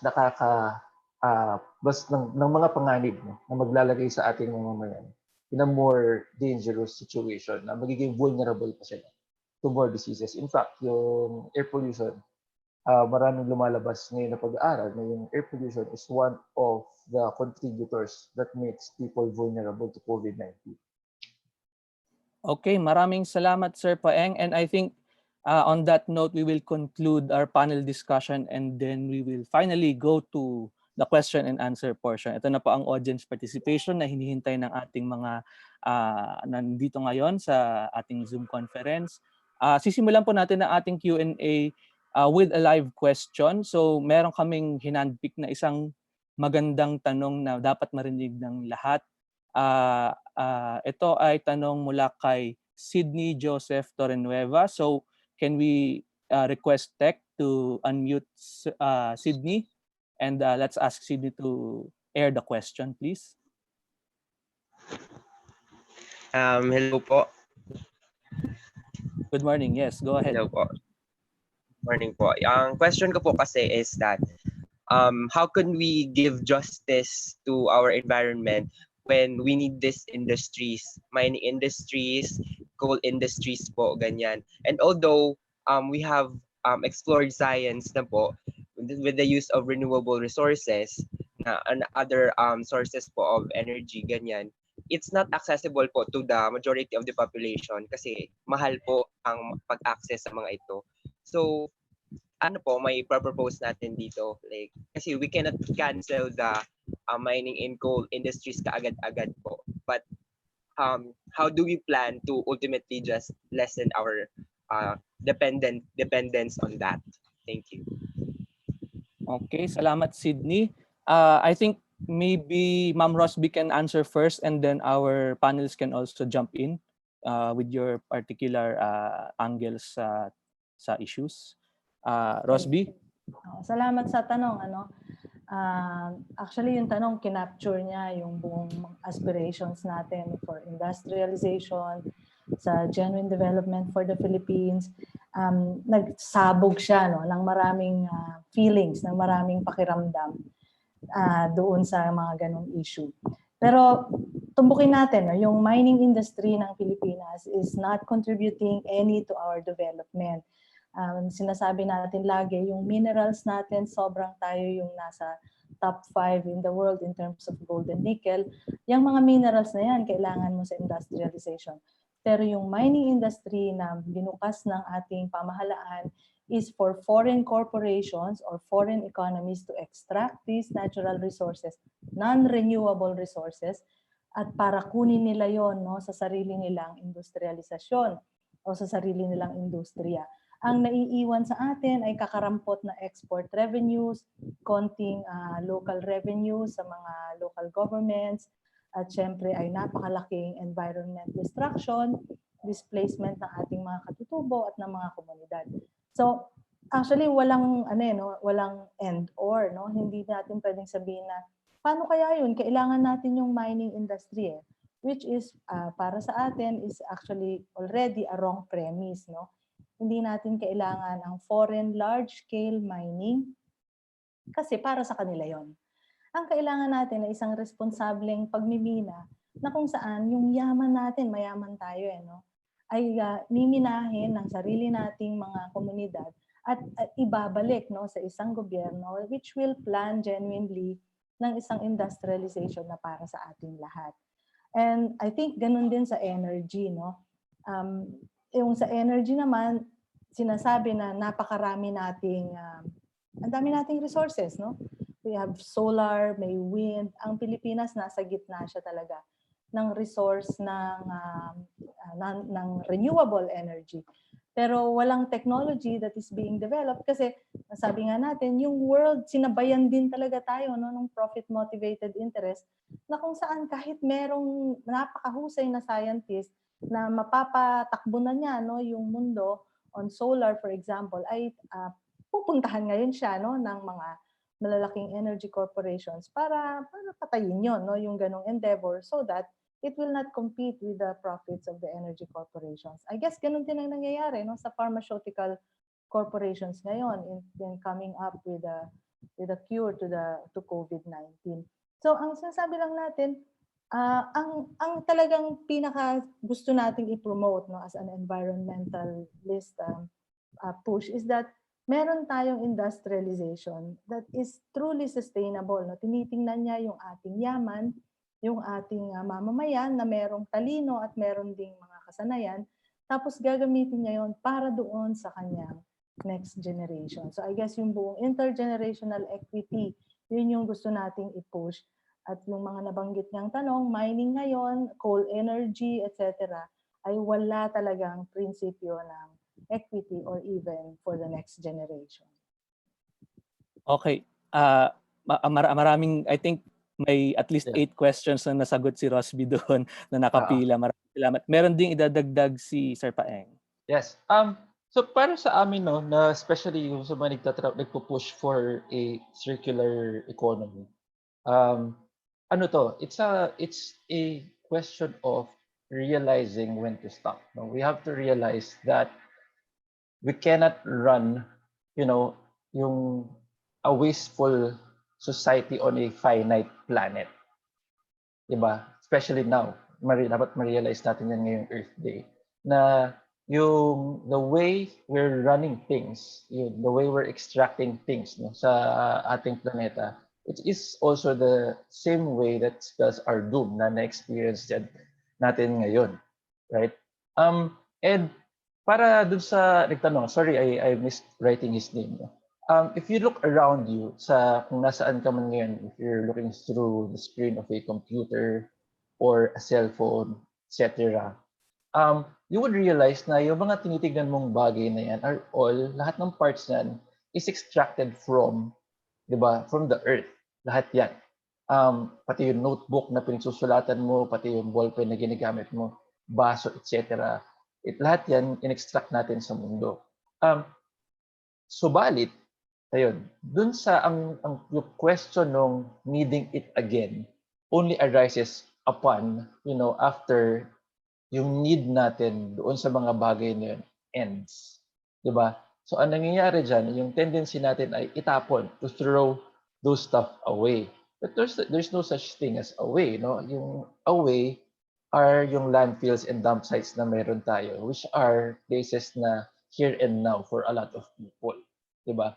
So, it's a myth, yung lugar, yung away na sinasabi natin yan. But again, yun. So, yung every time we throw something away, binibigyan nito ng karapatan again. Diba? Yung mga industriya na nag-extract from the environment to extract some more. Diba? Ang ibig sabihin lang yan, diba? Ayoko na sa cellphone ko, bibili ako ng bago para makapag-supply ng bagong cellphone sa iyo. Yung mga manufacturers, kailangan nilang mag-extract from the environment. But no one is asking right now dun sa mga manufacturers, no, kung have we extracted enough from our environment, diba? Enough para sabihin na, oh, I think there's enough parts, diba, na pwede nating i-reuse from the old cell phones, diba? What happens to the old phones na hindi nabili ever? What happens to them? What happens to yung cars na hindi nabili ever, na hindi umalis dun sa garahe ng mga manufacturer? Hindi natin alam yan, diba? But we keep extracting and extracting and extracting. No one stops to ask, baka pwede natin gamitin ulit, di ba? Baka ang sagot dito ay design. Baka yung mga bagay na meron tayo ngayon, kaya natin i-redesign so that we can repair. Diba? So that what we need to replace are only the parts that are broken, and we don't necessarily need an entire new phone, an entire new laptop, diba? Or an entire new notebook na ang kailangan ko lang ay a few pages to begin with, diba? So, yung mga ganon. So, kailangan lang natin ma-realize na hindi lahat ng bagay ay kailangan natin ipagpatuloy the way we did, no, before COVID-19 came. So, yung normal that we're talking about before COVID-19 was the abnormal we were fighting against, diba? Simply because it's malfunctioning. It brought us to where we are right now. Okay, thank you Sir Paeng for that added insight doon sa questions of systems na talaga na hindi na lang siya hiwa-hiwalay na usapin kundi yung pagkakaugnay-ugnay ng ekonomiya, lipunan, politika at iba pa. Thank you po sa pagsagot doon sa ating katanungan. Like I mentioned kanina, mukhang yung mga tanong ay may mga at least 8 questions na nasagot na noong input ninyo pareho. I will consolidate 2 to 3 questions about governance kasi sabi bakit daw how can MGB do these things, parang ganyan. And then the question is the problem that we do not have any environmentalist public officials? Yun lang daw ba ang problema? Siguro sa mga natin may info on governance, either Rosby or Prof. Reggie, kung anong tingin ninyo doon sa question of governance. Kulang lang ba tayo ng environmentalist sa ating gobyerno? Sige. Ako muna, Prof. Reg. Sige, Okay. Sige, Rosby. Okay, sige. Mixi lang, no? It's a policy framework. So yung policy framework na yun, susunod naman yung governance sa kanya. Although, syempre, sa atin, sa experience sa communities, merong mga LGUs that we can talk to. May mga LGUs na, talagang susunod siya doon sa overall policy framework, which is the overall policy framework is liberalization. So, it's the privatization of the commons. I-offer ito, yung natural resources sa private use and utilization for business, Or ngayon nga ang ating kinatatakot pa ay for ownership, no? Pero sometimes it's really cheaper na they don't own it, they just destroy it tapos mapapakinabangan, no? So all the government agencies, especially under the Department of the Environment and Natural Resources, nakapasok yung ganong governance structure. Isa lang yung gusto kong banggitin. Yung MGB, oo, siya yung nagbibigay ng mga permits, but also under the Philippine Mining Act of 1995, that act gave the president, no, the sole power even to grant yung financial and technical, yung FTAA, no, assistance agreement, sa mga foreign corporations. So it appears na there is a bilateral agreement, parang government to government, but it's just simply a corporation but with your president. So may ganun, may ganun siyang sobrang liberalized. So kaya minsan yung MGB, oo, nandyan, it's not really nasa favor natin, pero meron din siyang may powers na napupunta dun sa executive, at ito yung mga pinakamalalaking mining corporations. So yun lang yung gusto ko idugtong sa governance. Prof. Reggie? Sige. So susugan ko yung sinasabi ni Rosby, no, na yung ginagamit kasing framework ngayon ng governance, nakapaloob pa rin yan doon sa framework ng neoliberal policies, no. So kung kapag ang sinusunod ng pamahalaan na polisiya ay todo-todong liberalisasyon ng ating environment, pagbebenta ng ating mga likas na yaman, no, ganun din yung mangyayari doon sa governance. Kaya isa din sa sinusulong namin no, na magkaroon sana nung democratic governance sa mga mamamayan, no. Mabigyan ng kapangyarihan yung mga mamamayan na sila yung mag-decide kung ano yung mangyayari doon sa kanilang mga resources, no. Ito yung wala eh. Ito yung kumbaga nakakaligtaan na parang may mga iba diyan sinasabi yung governance nandiyan na yung intertwined ng government, ng private sector, ng civil society. Kaya lang pag tinignan natin yung civil society, no, minsan sumusunod lang din yan doon sa mga namumuno, no? Wala talaga yung mga tao. So ang napakahalaga ngayon, kung magkakaroon ng new normal, no, sa panahon ngayon after ng pandemic, nakita natin napakalaki ng papel na gagampanan ng mga mamamayan, no, para mabawi yung konsepto ng pamamahala, lalo na doon sa mga rekurso natin. Kaya napakahalagang masulong yung democratic governance, people empowerment, tsaka citizens participation sa mga mamamayan. Okay, thank you, Prof. Reggie. I think ang idadagdag ko din, no, if I may, na usapin din ay following these policies of liberalization, etc. Kailangan din nating mapasok at the executive level, no, administrative level, ang isang susing tool na ginagamit lagi ng DENR for whatever projects, no, ay yung pagkakaroon ng environmental impact assessment. At ang sinabi dun sa pangalawang webinar namin na kailangan non-negotiable, ayon to kay Attorney Lavinia, no, non-negotiable yung pandemic analysis, non-negotiable yung risk analysis on that, on climate change as well. Dahil kapag ang trade-off ay pandemic, kapag ang trade-off ay biodiversity loss, ang trade-off ay militarisasyon sa mga komunidad, no-go dapat ang mga proyekto. So there are many aspects of governance na nasa structural level talaga, no, naka-ingrained dun sa mga patakaran at mga pamamaraan ng pamahalaan na kailangan din talagang baguhin, no.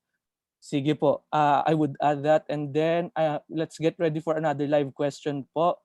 Merong isang tanong dito tungkol naman sa pagkain, tungkol sa food security. Can we ask Nikki Yvette Mendoza to please air her question on specifically on food? I think Rome, you can take the lead on answering this one. Hello, good morning. Good morning. Just like gusto ko lang pong tanungin kung paano po i-relate yung overpopulation, environment concerns, and food security sa pagkakaroon ng pandemic tulad ng COVID-19. Sige po. Ano ang ugnay daw ng mga usapin na ito doon sa sitwasyon na hinaharap natin. I think the question is overarching whether yung roots of the pandemic, yung situation of vulnerability. So, Rome, if you want to take the lead, pwede rin po yung iba kung gusto. Clarify ko lang, Anton, Leon, kapatid mo pala. Leon. Kapatid ko yun. Oo. Leon, ano yung question about overpopulation, about food security, at saka yung food security during this pandemic? Yes. Tama ba? Ano daw yung ugnay ng mga usapin na ito sa sitwasyong hinaharap natin? Okay. So, sa current health crisis kasi na kinakaharap natin ngayon, dapat i-prioritize yung food security. Unang-una nga dahil yung kanina sinabi ko na pag hindi ka food secure, mas ikaw ay vulnerable, no, doon sa virus. Kasi kung ang una nating defense for me bilang isang health advocate is yung iyong immune system. Okay. So kung poor ang iyong immune system, mas mararamdaman mo yung symptoms sa dala ng COVID-19. Mas matagal ang recovery pag ikaw ay natamaan ng virus or pwede mo nga siyang ikamatay. No, in terms of overpopulation, so dahil na limited yung budget natin, gusto natin i-prioritize ng government yung mabibigyan, no? Kilalanin kung sino mga vulnerable groups tulad ng buntis, lactating women, older person, PWD, indigenous person, saka yung mga batang or kasama sa wasting group, stunting group. Ayan, kasi sila yung mas mabilis tamaan ng COVID-19. So, ano naman yan, sa LGU, meron silang mga data, lalong-lalo na pagdating sa bata, yung gumagawa kasi sila ng annual Operation Timbang Plus. No? So, kilala ng ating mga health workers kung sino yung pwedeng itap or sino yung bigyan ng priority. No? Sa grassroots. Sa grassroots. Okay. Thank you, Rome. Other panelists and Rosby, baka may gusto kayong idagdag? Ako wala, pero gusto kong mag-take off sa sinabi kanina ni Sir Paeng, no? Actually, para mas mas parang ma-structure lang, no, kung paano natin titingnan yung kanilang correlation kasi sobra talagang interlinked, no? Una, if we look at it as a health crisis, ang una nating isipin, ano ba yung mga determinants ng health, no? So, sa social determinants ng health, nagbanggit na ako kanina na napakalaking bagay talaga, no? Yung socio-economic determinant, which is your place in the income stratification, ano ba yung livelihood mo, etc. Magkano ba yung sweldo mo. So, dinidetermine niya, no? In a market economy, i-determine niya talaga yung level din ng magiging health mo at yung kakayanan mo, no, to avail of any health service, especially with a privatized health system. Yung isa pang social determinant ng kalusugan natin ay yung kapaligiran, the environment, na yun yung naging natin, no, mas tinutukan natin ng discussion, na yung environment talaga, pag sinira mo yan, i-unleash niya, no, yung napakaraming viruses, napakaraming bacteria, and napakaraming pandemics, no? So, yun yung mahabang thread natin, no? It's being destroyed, no? Then I would like to relate na yung question of overpopulation at saka question na rin ng food and water as social determinants of being healthy ay nandoon din, no, doon sa buong ecosystem o nasa buong bungkos ng environment issues. Kaya napakahalaga, no, na mapag-usapan natin na itong health crisis na ito ay kumbaga sinasabi sa atin ng maraming environmentalists, oh, this will not be the last pandemic or coronavirus. And in fact, it get worse, no? Kung patuloy nating mawawala yung ecosystem ng mga animals and other species, na sila yung nagiging carrier na lang sila, no, to the human species. So yung ganon, tapos sinasabi rin ni Ma'am Rome kanina na parang Actually, yung nutrition natin, it's neglected for us to be to deal with diseases, isa yon, and to be healthy, and even right now for us to deal with this with this lockdown. Kaya parang napakababa yung prioritization ng government for the whole environment issues na nagde-determine talaga if we are healthy or if we can really cope with such disaster. So yun lang siguro yung yung ugnayan, no. Lagi nating isipin yung kalusugan natin, hindi yan yung genetics lang, no. There is always a social determinant and it's being destroyed, no, on a large scale. Sige po. There is a deluge of questions, actually mga 30 questions to na we're trying to spread out the topics para mako-cover tayo ng iba't iba. Babalik tayo sa question muna on waste management. There's a consolidated question na aside from hospitals' hazardous waste, how can we treat the hazardous waste generated by the community, especially disposable masks being used? Nabanggit na ito kanina, na nasagot na ni Sir Paing Toy kanina. And another consolidated question on waste ay are these facilities daw ba, yung mga hospitals, quarantine facilities, are they strictly being monitored by the government? How does the waste of the hospitals at present with COVID-19 cases being disposed of? I think nasagot na rin ito in this discussion kanina ng there are protocols, strict protocols in hospitals. Meron na bang naging problema doon, Sir Paing, recently sa isang hospital na nagkaroong mismanagement on these protocols, or wala pa naman so far? So far, doon sa mga member hospitals namin, so what we do is we call every one of them, no, para mga musta. Wala pa naman nag-raise ng ganyan issue. However, we were in discussion also with UNDP earlier in the late last week, no.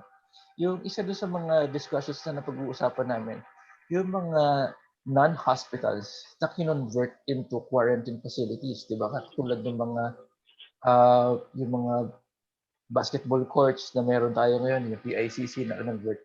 So hindi namin na-monitor yan. So hindi namin alam kung before they set up the quarantine facility itself or the way it was designed, ay kung na-conceive kasama doon yung kung paano i-manage yung mga waste na nanggagaling doon. So it's one of those things na we want to investigate in the coming days.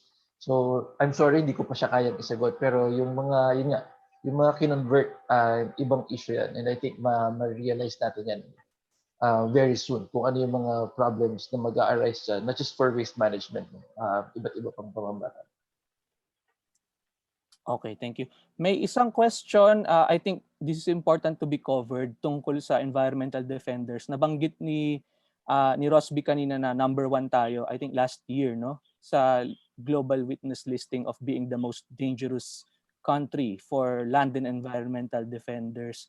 Ang tanong ay, ang mga environmental defenders ba ay dapat ding tratuhin as frontline workers ngayon, precisely because of their role sa environmental protection?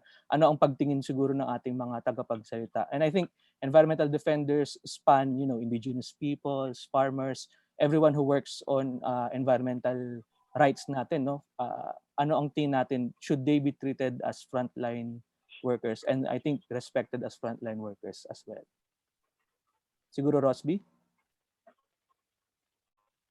Oo, definitely, no. On the first week pa lang nung lockdown ay in-expand na ng IBON na to recognize, for example, yung farmers, farm workers, and the workers who na hindi hindi pinatigil magtrabaho para to deliver food and also to para tuloy-tuloy na yung basic na pangangailangan natin ay gawin. So included sila talaga sa frontliner. Yes, we agree, and I just like to include na halimbawa yung mga farmers ngayon and even peasant advocates ay they endeavor talaga na may deliver pa rin yung nutritious food products from the farms to the city.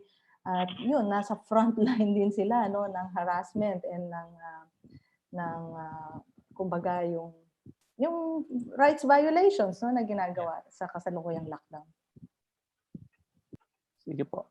mayroon po bang gustong sumagot doon sa Rome? Yes, go ahead. Gusto ko lang po i-add dun sa sinabi ni Ma'am Rosby about sa mga environment defenders.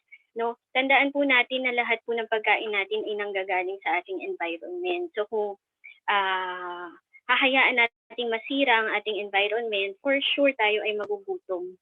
No, magkakaroon ng disruption on food system. Kagaya na lang nung nangyari noon sa swine flu, no? Nagkaroon tayo ng disruption dun sa production ng pork at lahat yun ay naka-apekto sa ating kalusugan.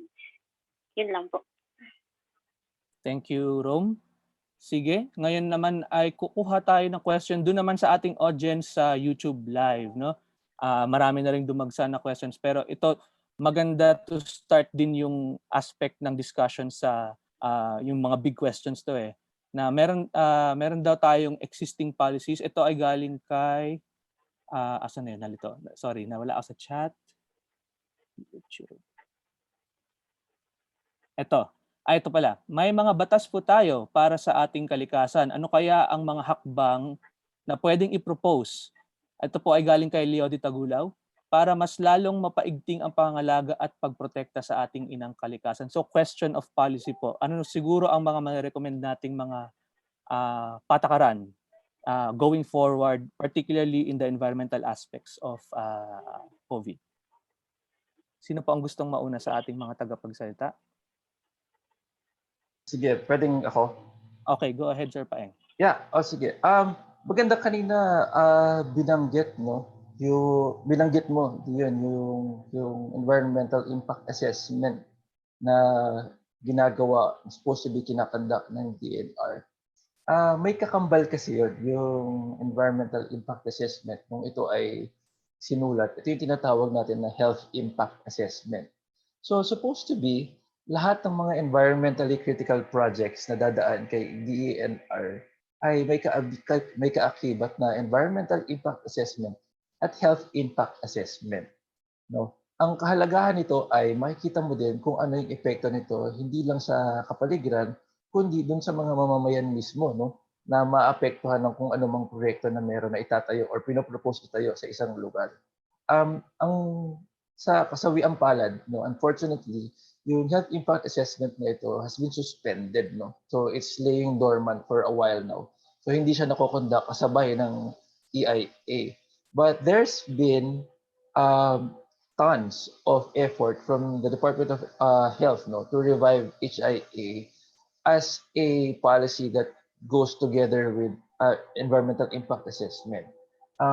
But yun, hindi siya, it appears na ang mas gusto lang na itulak ito ay si DOH. So DNR has been dragging its feet. So I think isa yun dun sa mga maaari nating lahat, no, na pagtulong-tulungan na i-ask mula sa ating gobyerno na ipagpatuloy ito. Simply because, again, di ba, especially on the light of COVID-19, ngayon natin na-realize na yung mga environmental problems ay meron, di ba, on its core is also a health problem, di ba? Binanggit kanina ni Rosby na determinant of health ang kapaligiran. And it's really true. No? And until we realize na the health of the environment and our health go hand in hand, no? Hindi yan pwedeng paghiwalayin. No? Until we realize that, ang hihingin lang pala natin yung EIA, na mahalaga, of course, pero mas mahalaga din na magkaroon ng sukatan, ng batayan, kung ang mga gagawin natin susunod na hakbang, ano man yan, ano bang polisiya man yan, tax policy man yan, food policy man yan, customs policy man yan, peace and order policy man yan, ano yung implikasyon nun sa kalusugan ng mga mamayan. So until we ask that question, I think we're letting ourselves, no, be still vulnerable sa iba't iba mga health problems na magkakaroon tayo in the future. And again, itong COVID-19 ay hindi pa last of its kind, no? So unfortunately, marami pang maaaring dumating. So we have to really arm ourselves with that knowledge. Thank you, Sir Paeng. Other panelists, ito na rin po yung magiging last question natin. Total, it's on the note of going forward with policy alternatives. Sino po ang next? Ako na lang, Leon, no? Okay, Okay. Sige. Siguro maganda rin na sabi nga natin, napakahalaga na pinag-uusapan itong mga ganitong bagay. Kasi nga, isa sa mga nakikita natin, yung mahalagang papel ng mamamayan sa mga panahon na katulad ng nangyayari natin ngayon, pandemic, no? Ang nangyayari kasi ngayon parang one size fits all na policy ang ginagawa ng gobyerno, no? Total lockdown sa buong NCR, etc. Pero nakakalimutan natin na dapat kinukonsulta yung mga mamamayan, no? Ano ba yung mga nararapat na aksyon doon sa mga partikular na kalagayan ng mga mamamayan. So ito yung nakikita natin na napakahalaga, no?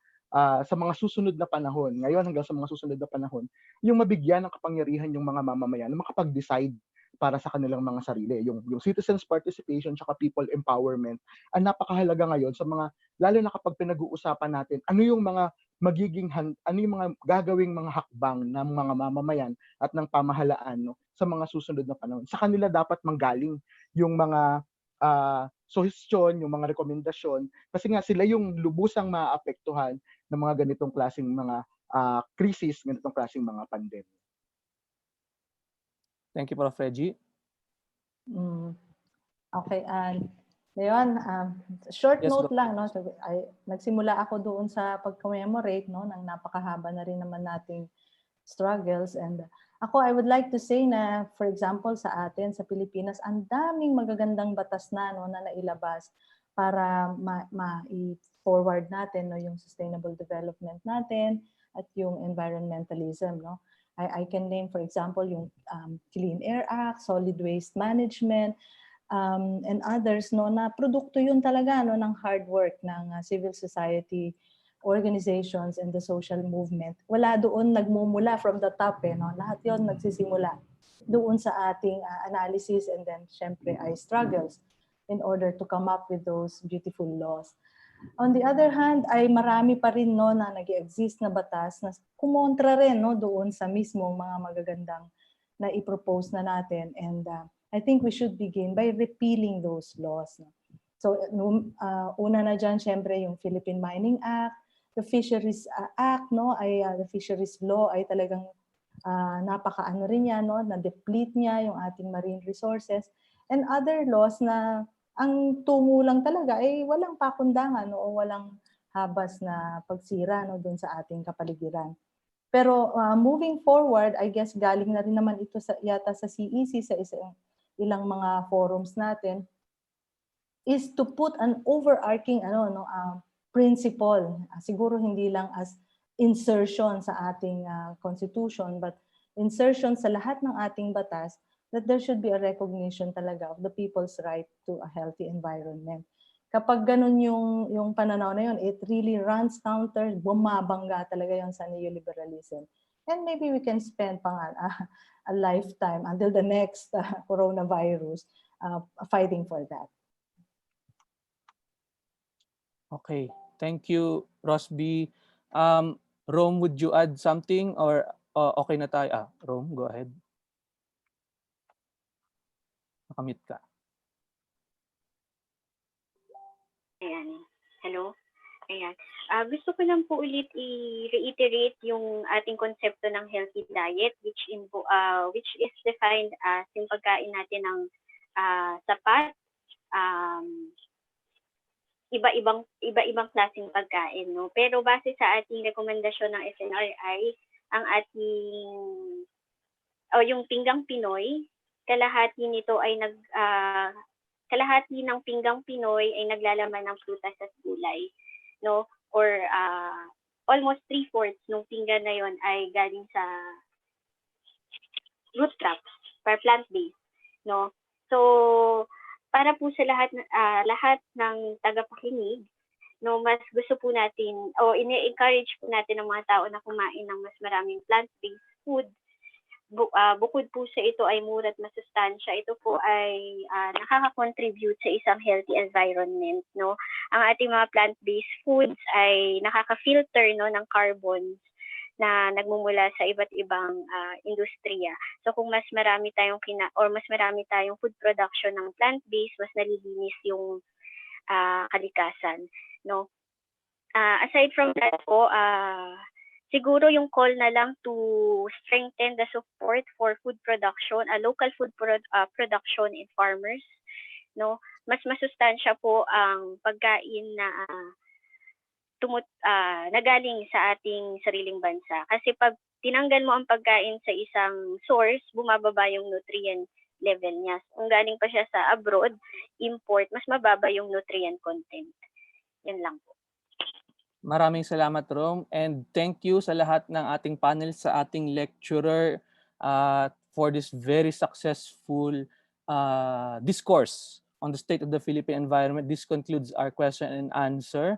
At i-remind lang po namin ulit kayo to use the hashtags SPE2020, hashtag COVID-19PH sa ating Twitter and Facebook to continue the discourse after this webinar on social media as well. And again, yung mga pinaplug po dito sa ating mga Zoom chat, and I think sa comment section din ng YouTube Live, yung mga action points, lalo na yung na pinag-uusapan yung usapin ng pagmimina, may mga action points on the mining in Homonhon and mining on Oceana Gold in Nueva Vizcaya. So take action on this po. And I think I'll call on Mitzi of YAKAP, of the Youth Advocates for Climate Action in the Philippines. Wag po muna aalis.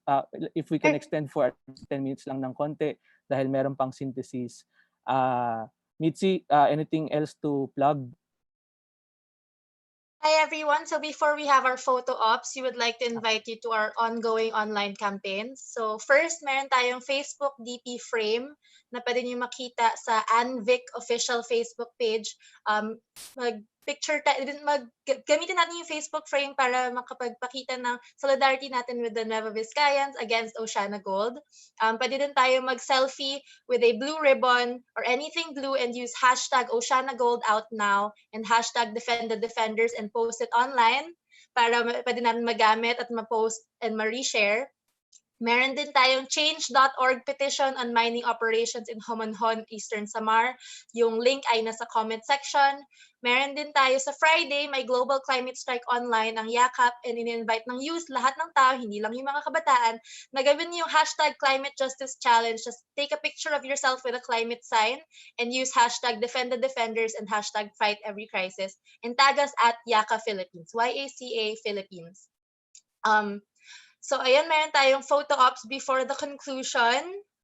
Gagawin lang natin ay may magsa-screenshot po. So buksan po natin yung mga cameras natin, tapos gagawa tayo ng ganitong sign. So this is the youth sign to show solidarity with the climate youth. And may magsa-screenshot po. Ready na po ba yung magsa-screenshot? Okay. Hello? Ready na ba yung Let's mag-screenshot? cue it. Mukhang okay naman na. Okay. Sige, go. Sabay-sabay. 1, 2, smile! Okay. Okay, Thank thank you so you. much. And to synthesize our very informative webinar today and to tell us more about the hashtag Fight Every Crisis initiative and the hashtag EnviWatch initiative, we have Ms. Leah Alonzo, the Executive Director of the Center for Environmental Concerns Philippines. Ayan. So, sa lahat, maraming salamat sa lahat ng speakers natin ngayong araw. At yung speakers natin nung nakaraang 2 sessions, si Dr. Marilyn Balolong at si Dean Tony Lavinia. So, para lang sa kaalaman ng lahat, every year namin ginagawa itong State of the Philippine Environment. At nakita ko sa ating mga tagapanood, marami na rin kaming suki na sumulpat na naman ngayong taon. So, maraming salamat. At ngayon din, ang unang beses na naging webinar itong State of the Philippine Environment Forum, dahil kahit na ganito kinakaharap natin ngayon, di tayo makakapayag na mapapalampas natin itong taon na hindi natin matutuloy itong SPE. So maraming salamat. Alam ko maraming hindi techie sa atin ngayon at nahirapan sa pag-log on. So ayan, isang malaking success yung forum. So congratulations sa lahat. So para lang i-recap ko tong session ngayong araw, napag-usapan natin una sa ating speaker ang State of the Philippine Environment. Ang suma naman nito ay critical na ang kondisyon ng ating kalikasan at maraming naging problemang dinulot ang pagkasira nito. Ang nasa likod nito ay iba't ibang polisiya ng gobyerno na kinakailangan nga nating mapahusay pa o kung hindi ay mapalitan. Ang ating panelists naman ay tinalakay ang tungkol sa water and sanitation, ang nutrition, at ang medical or healthcare waste na nangangailangan rin ng pagtugon sa panahon na to. At marami naman kasi dito ay talagang may pagkukulang pa sa pagharap sa panahon ng COVID-19 pandemic ngayon. Higit sa lahat na emphasize natin ngayong session na ang kasalukuyang sistema ng ating environment at pati na rin ng ating lipunan ay highly extractive, wasteful, unsustainable, profit at foreign-oriented. Imbis na sana ay people-oriented o nakatungo sa pagkakaroon ng pambansang pag-unlad at industrialisasyon. So ito ay nagdudulot sa atin ng mas mahigpit na vulnerabilidad at nakita na nga natin ito ngayong health crisis. At ngayon din ay araw ay natutunan tayong bago salita ang neoliberalism. Sa mga hindi pa nakakaalam nito, na natalakay naman na ito ay lumalabag sa ating karapatan sa balanced and healthful ecology. Para lang din madugtong ang nakaraang dalawang session, noong unang session tinalakay natin kung ano nga ba itong COVID-19.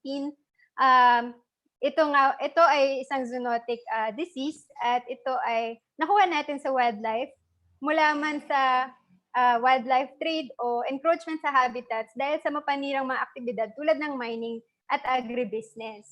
So mula dito, nakita natin na marami pa tayong kailangan malaman tungkol dito sa sakit na ito at kailangan talaga ng mas matindi pang research and development at suporta para dito at hindi lang cash prize sa mga kahanap ng vaccine.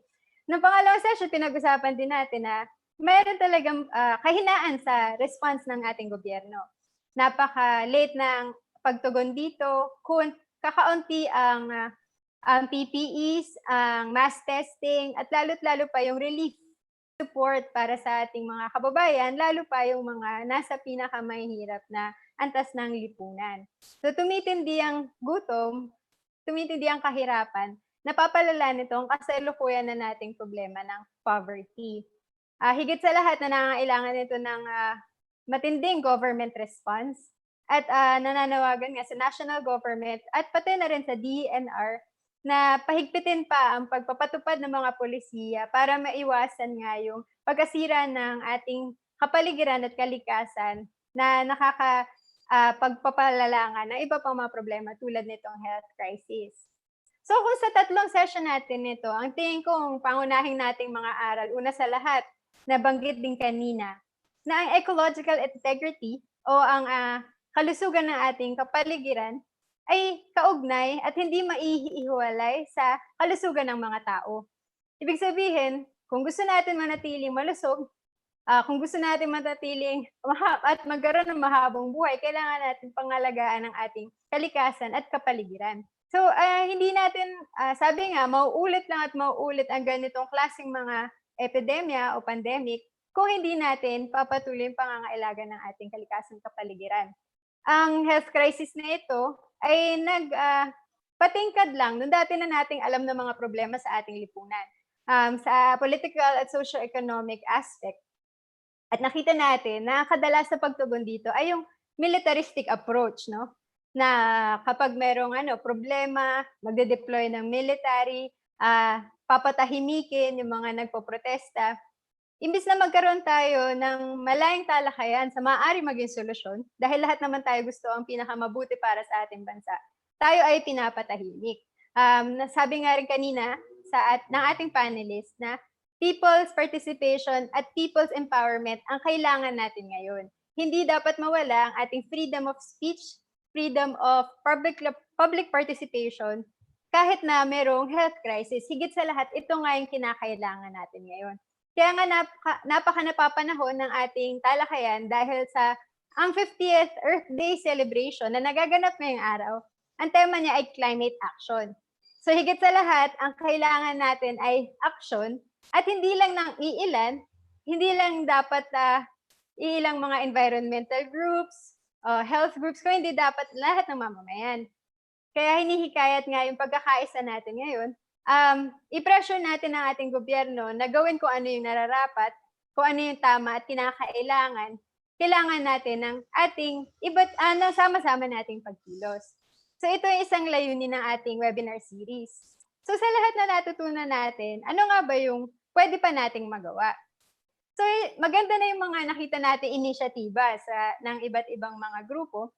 Maraming mga nagvo-volunteer, sumasali sa mga organisasyon, tumutulong sa relief drive para sa pagkain, sa PPEs.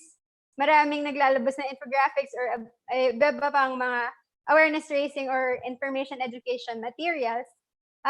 Pero yun nga, mahalaga na meron talagang isang lugar kung saan pwede magsama-sama ang mga mamamayang ito at ma-systematikong panghawakan yung inisyatiba.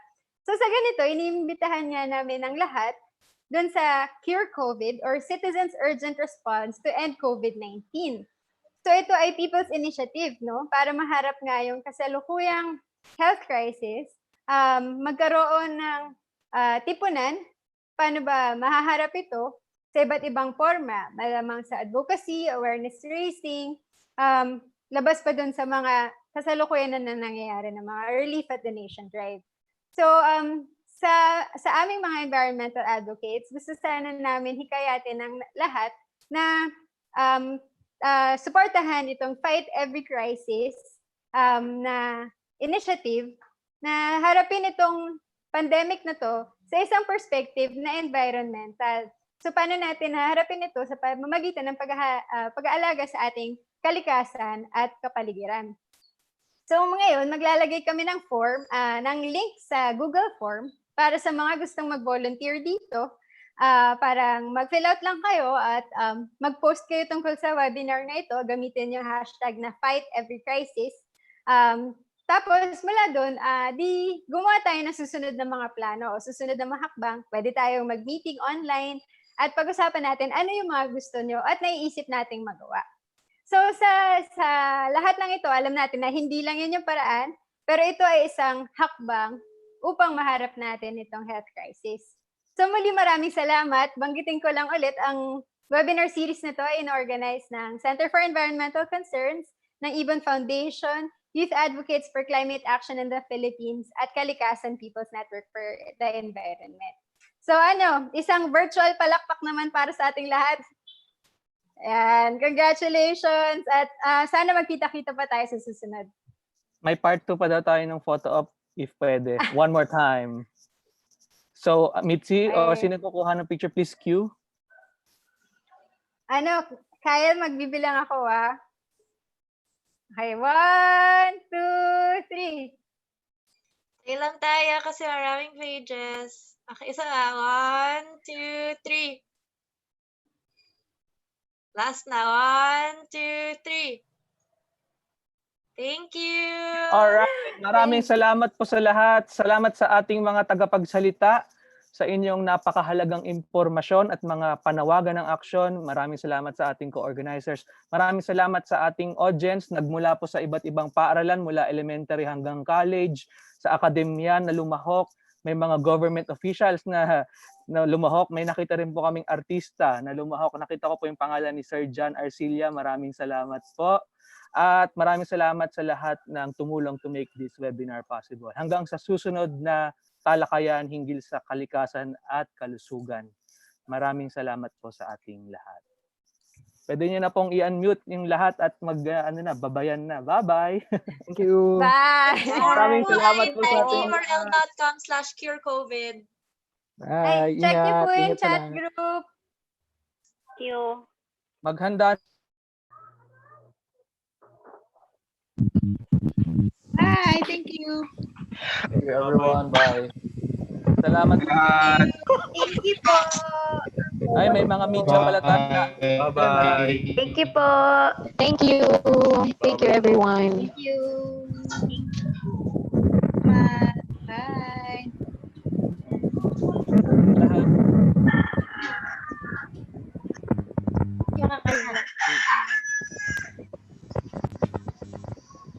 Nakikita ka dyan. Hello. Salamat, tanghalian na. For participating. Nakakarinig ka?